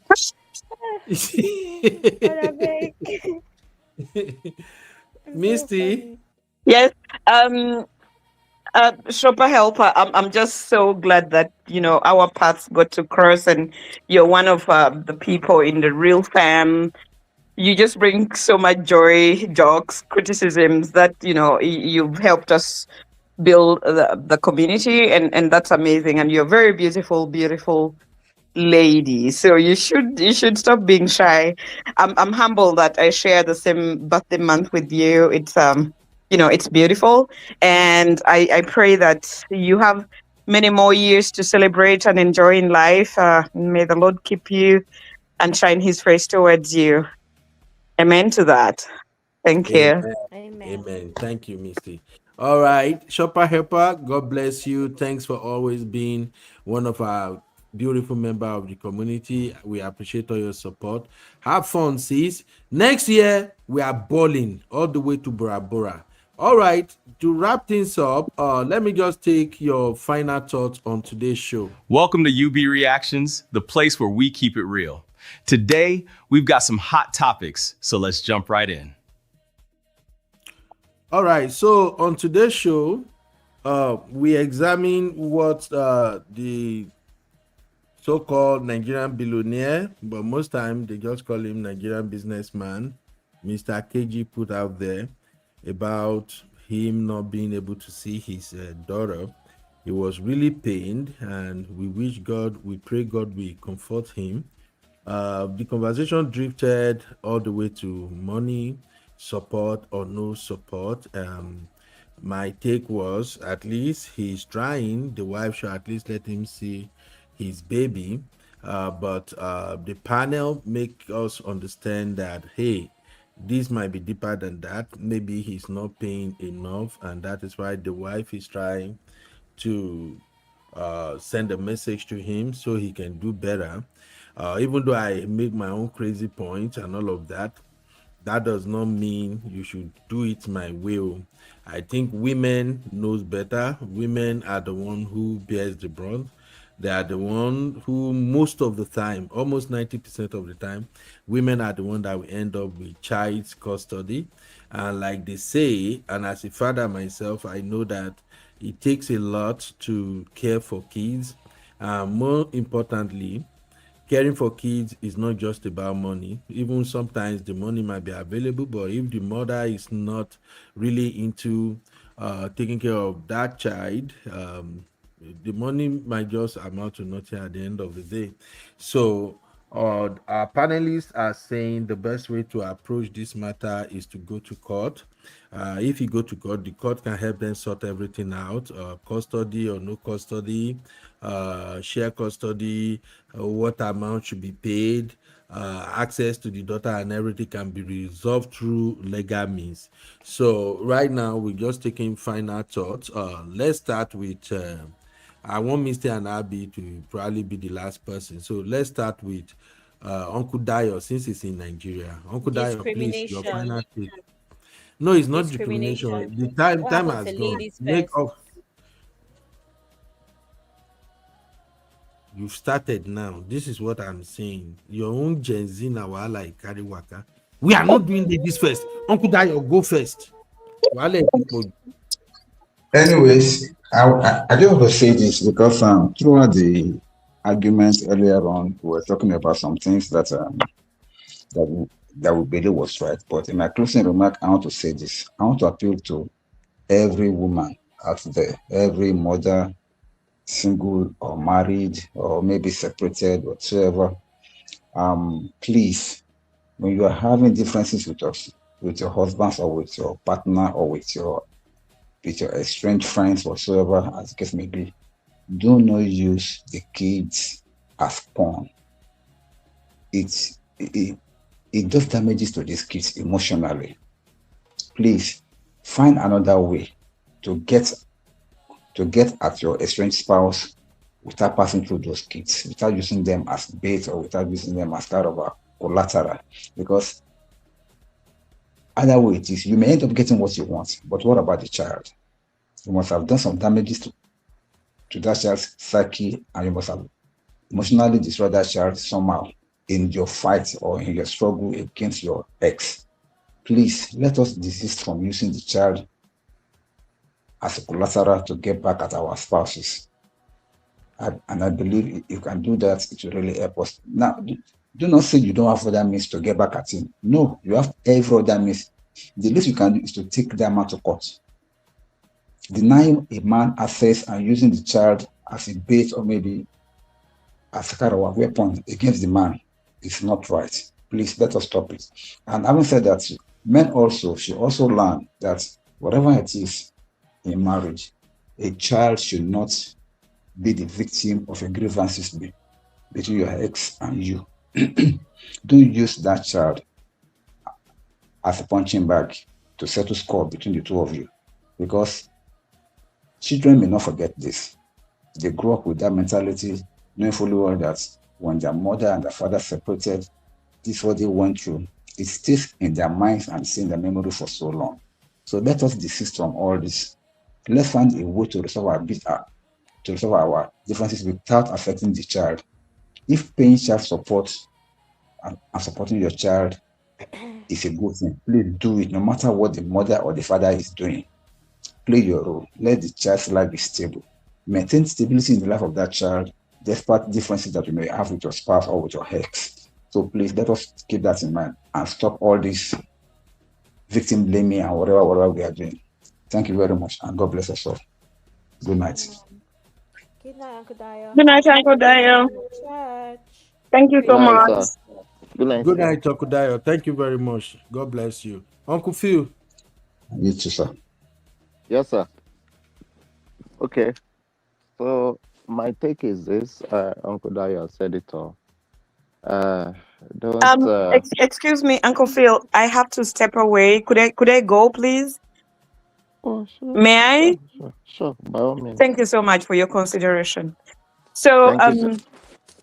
for me, in my situation, I would really, it's on a case by case basis. And Uncle Beno, I appreciate you coming around at the end of your program to give the actual, facts and the take that you should have said in the beginning. But hey, we know you just want to be coconut head, but that's okay. So I really would just pray that when you're having those situations where you have to separate or divorce, just try to co-parent with the other party. Cooperate as much as you can. If it's a case of it's a toxic or there's domestic abuse, understandable. You may want protection from the state or want to keep the child away. If the parent is abusive towards the child, that one is totally understandable. However, like everybody said already before, don't try to use the child as leverage. I also understand it's not just some women actually who may use the child. There are also men who will just walk out and refuse to contribute to the well-being of the child. Just, they think they're getting back at the wife or the ex-wife, but you're not. You're just destroying the child. And at the end of the day, it's the child who is the victim in this scenario, not your ex-spouse. So if you're going to go out with somebody, marry them, and your network is high, calculate your risks, know what kind of, in case you get into a situation where you have to divorce, what you might lose. But if you are honest about yourself and you're like, I do not want to get involved with somebody who doesn't have money and I'm the one who is going to lose the most, then figure out where you ought to be. And again, I think we need to learn to be patient with each other. You're married, try to understand your spouse, try to be accommodative and know your spouse well so that we don't end up into divorce situations. If you're going to get into a divorce, you're just a mere statistic in the court. It's nothing else. So try to work out your differences. There are situations that do not need to go to a divorce. See a marriage counselor, seek any kind of help that can make your marriage work. And actually keep the fire burning so your marriage does not just die down. That's my take. Thank you. Thank you, Misty. God bless you, Misty. Thank you so much. Uncle Thank Phil. you. Yes, sir. Thank you, Misty. My own take is just by and large looking at things from perspective of common sense, right? I understand the law is there to protect and is to do all of those, but in a situation where we don't have essential circumstance, say DV and all of that, I believe if that was the unfortunate case for anyone, They should just find a way to amicably just settle and still move on with their lives while keeping the care of the child as the most important thing. And they should not use any tool as leverage to really cause pain for each other. That is the what I will say. But fortunately, the atmosphere of the world right now, we have seen an upward trend of how these things can be a lucrative business. People just get married for what you have, and once they can pop out one or two kids, then they are ready to go. And we have even seen cases of people who had done that to not just one but two people, raking in the harvests like that. Unfortunately, that's where we are with what things are. But I mean, amongst all this confusion, I know there's also some reasonable people too out there. There's some reasonable people out there, right? Who does things the right way. So that's just what I would say. Then before you go into any relationship with anybody, I know it's going to be very hard to be able to tell what the motive of that person is. They may even be good people, but when they begin to hang around people who are of questionable characters, their morals will be compromised, and before you know it, they are beginning to act in some kind of way, right? So, and that's why we have in the world of nowadays, not too many people want to commit. Not many men want. In fact, you see people saying all out like they don't even want to have kids. It's so sad, right? So, but we are still saying it. We are learning all the lessons. And men too, before you lay with anyone, don't be careless about it. Don't be careless about it, because he may come back and haunt you. He may come back and haunt you. So these are the lessons. I pray God will help us as we go forward. And we pray for any family that is going through all this, that God will help them. Try mediation. Try someone who can, come into that circumstance and, not make it a situation where you will now be like each other's enemy, right? Yeah. So that's all I would say. Thank you, Uncle Phil. Thank you so much for spending time with us today. The conversation continues tomorrow, but I'll bring the other perspective. Thank you, Uncle Phil, for your take. Have a good night and say me well, my lovely sister, sir. Okay. Thank you, sir. Bye-bye. Good night. Thank you. Good night, I just sir. want to let you know that in the spirit of what is going on with Mr. Tony Lumelo and everything, we have a whole conversation going on about how older ones should respect younger ones too and be an example. And I feel like at the end of this show, you pretty much said that I talk too much. That's why you want me to go last. Unprovoked. Okay, man, these are the issues. These are the conversations that have been going on. Abby, Why no be would you do today. I that? don't know. Say you don't like peace. You don't like peace at all. Why would you do that? Anyway, Abby, just for us to wrap up, initially we were supposed to talk about the child support when it comes to this Mr. KG issue. We were supposed to talk about the child support briefly. My focus actually is on the regrets he shared at 50. That was where I was going, but my mistake was I didn't know sisters are ready to fight to finish. So we can't Even just when have we had conversation the around show child beginning, support that's what and you just said move on. now. That's the Eh? title of the show even. The title of the show is I regret being single. Yeah, that's where we were going. Oh, I just say make I take the child support side, just do preamble. The next thing, sisters were like, hell no, he must pay. He's a billionaire. He must drop 1 billion. Clock it. Hmm? Well done, Anyway, success. my own take is this as regard this billionaire thing. I think everybody on today's show they are all right. Uncle Patrick, Sister Margaret, Sister Janet, Sister J, Misty, Uncle Phil. Everybody is right. To brothers out there, hmm, cut your coat according to your size.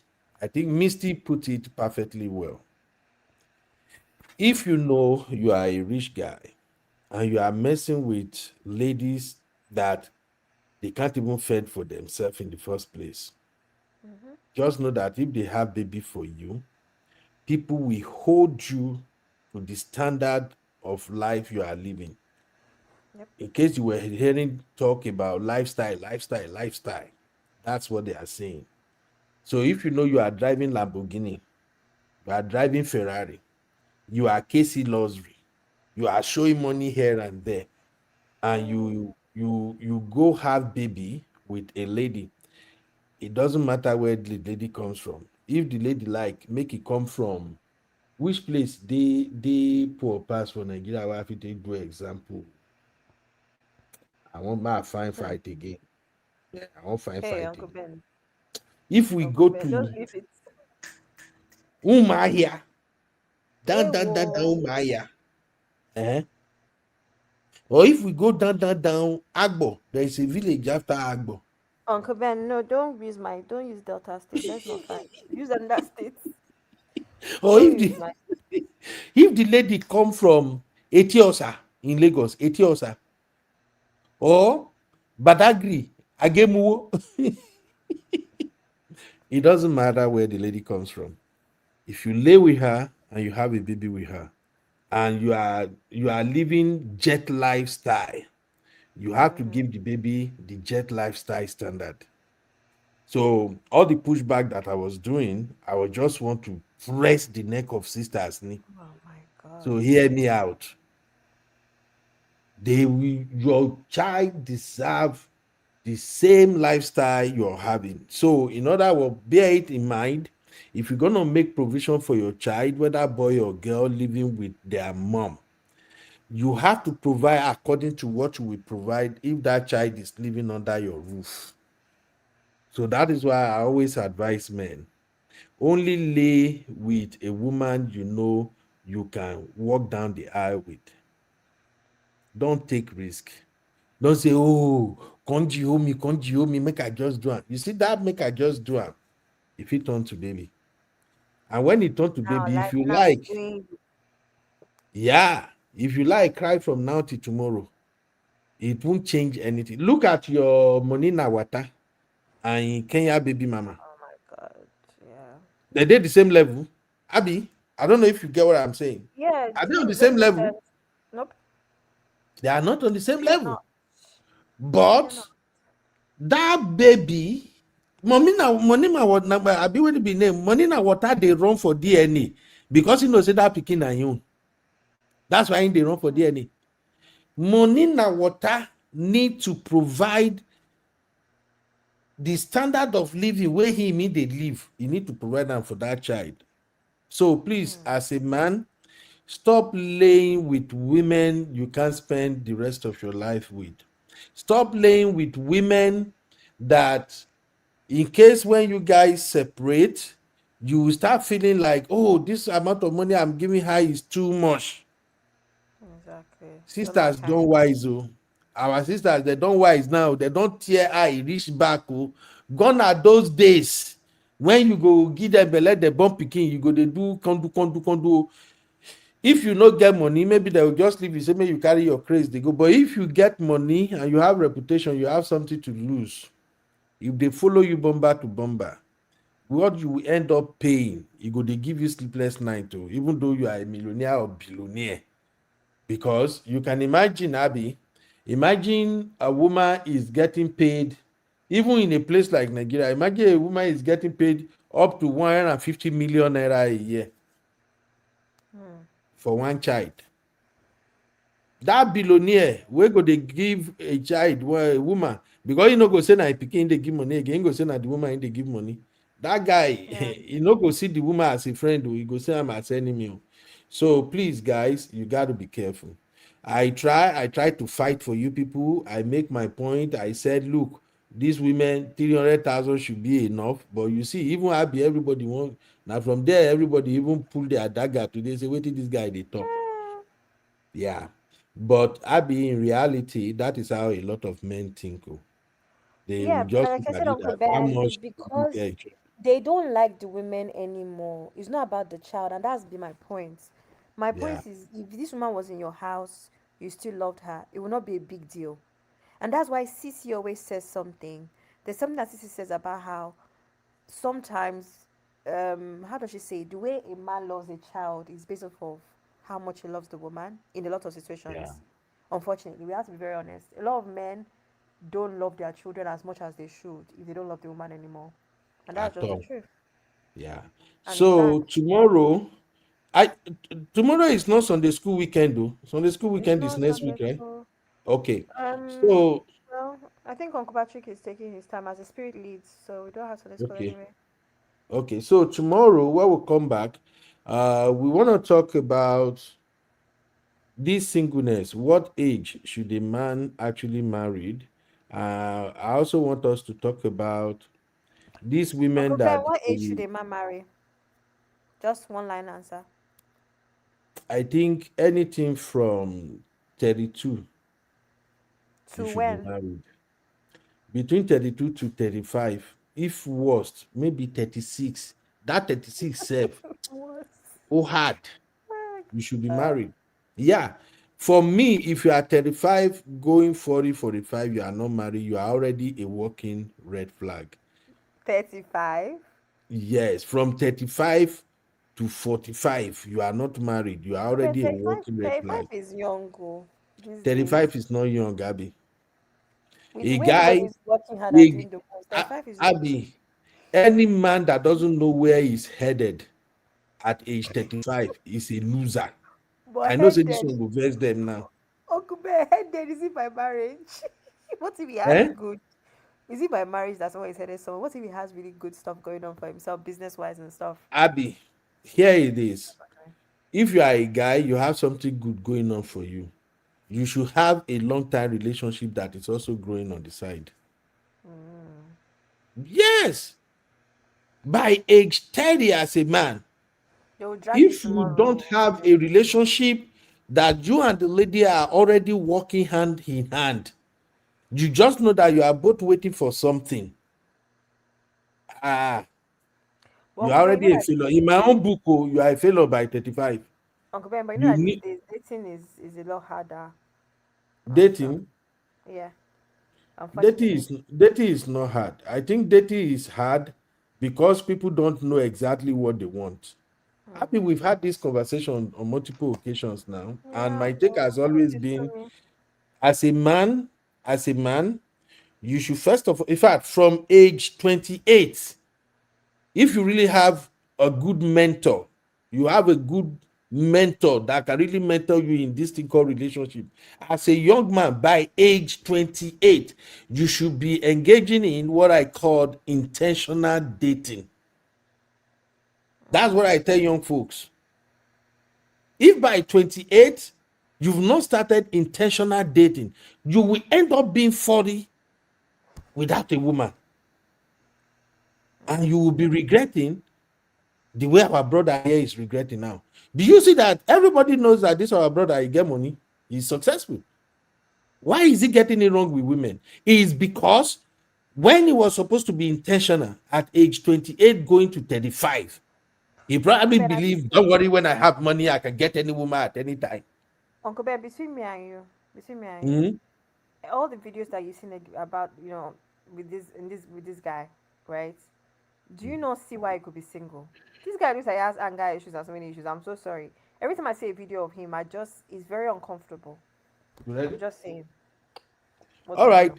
Abby, we'll talk Yes, Uncle Ben. tomorrow, but listen to this. Would you consider myself a red Do flag? you have like you should have a neon sign over your head I saying don't. red flag? Wouldn't you consider me a red flag? Sugar, do you want me to answer that question? I would be surprised if you don't consider me a red flag. I could consider myself a fire flag. Oh goodness. No, because what you're saying is that you're a walking red flag.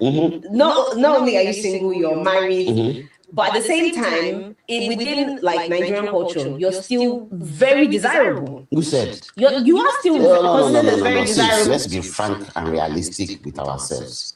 Yeah, and this is why a lot of men are shocked and surprised when all of a sudden the woman that they happen to marry when they are many years into their dying years, I am single, almost 50. I am unlucky. Do you consider yourself a red flag? Would you consider myself a red Do flag? you have like you should have a neon sign over your head saying red flag? Wouldn't you consider me a red flag? I would be surprised if you don't consider me a red flag. I could consider myself a fire flag. Okay, Abby, we'll see tomorrow. No problem, Uncle Ben. Bring your A game. That's our conversation for tomorrow. Thank you, everybody. Have a good night. Everybody, see you later. Good night, Uncle Ben. Good night, everybody. Abby. Good night, everybody. God bless you. This guy has anger. You say what? No, I'm replying to Sister Jay saying that this guy has anger issues. I can tell why nobody wants to marry him. All right, bye. All right, we'll talk about all of that tomorrow. Bye, Mama. Bye, everybody. Bye.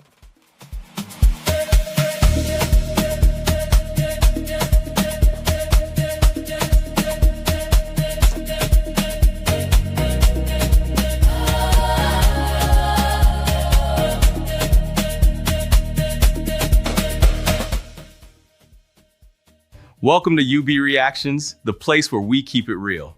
Today, we've got some hot topics, so let's jump right in.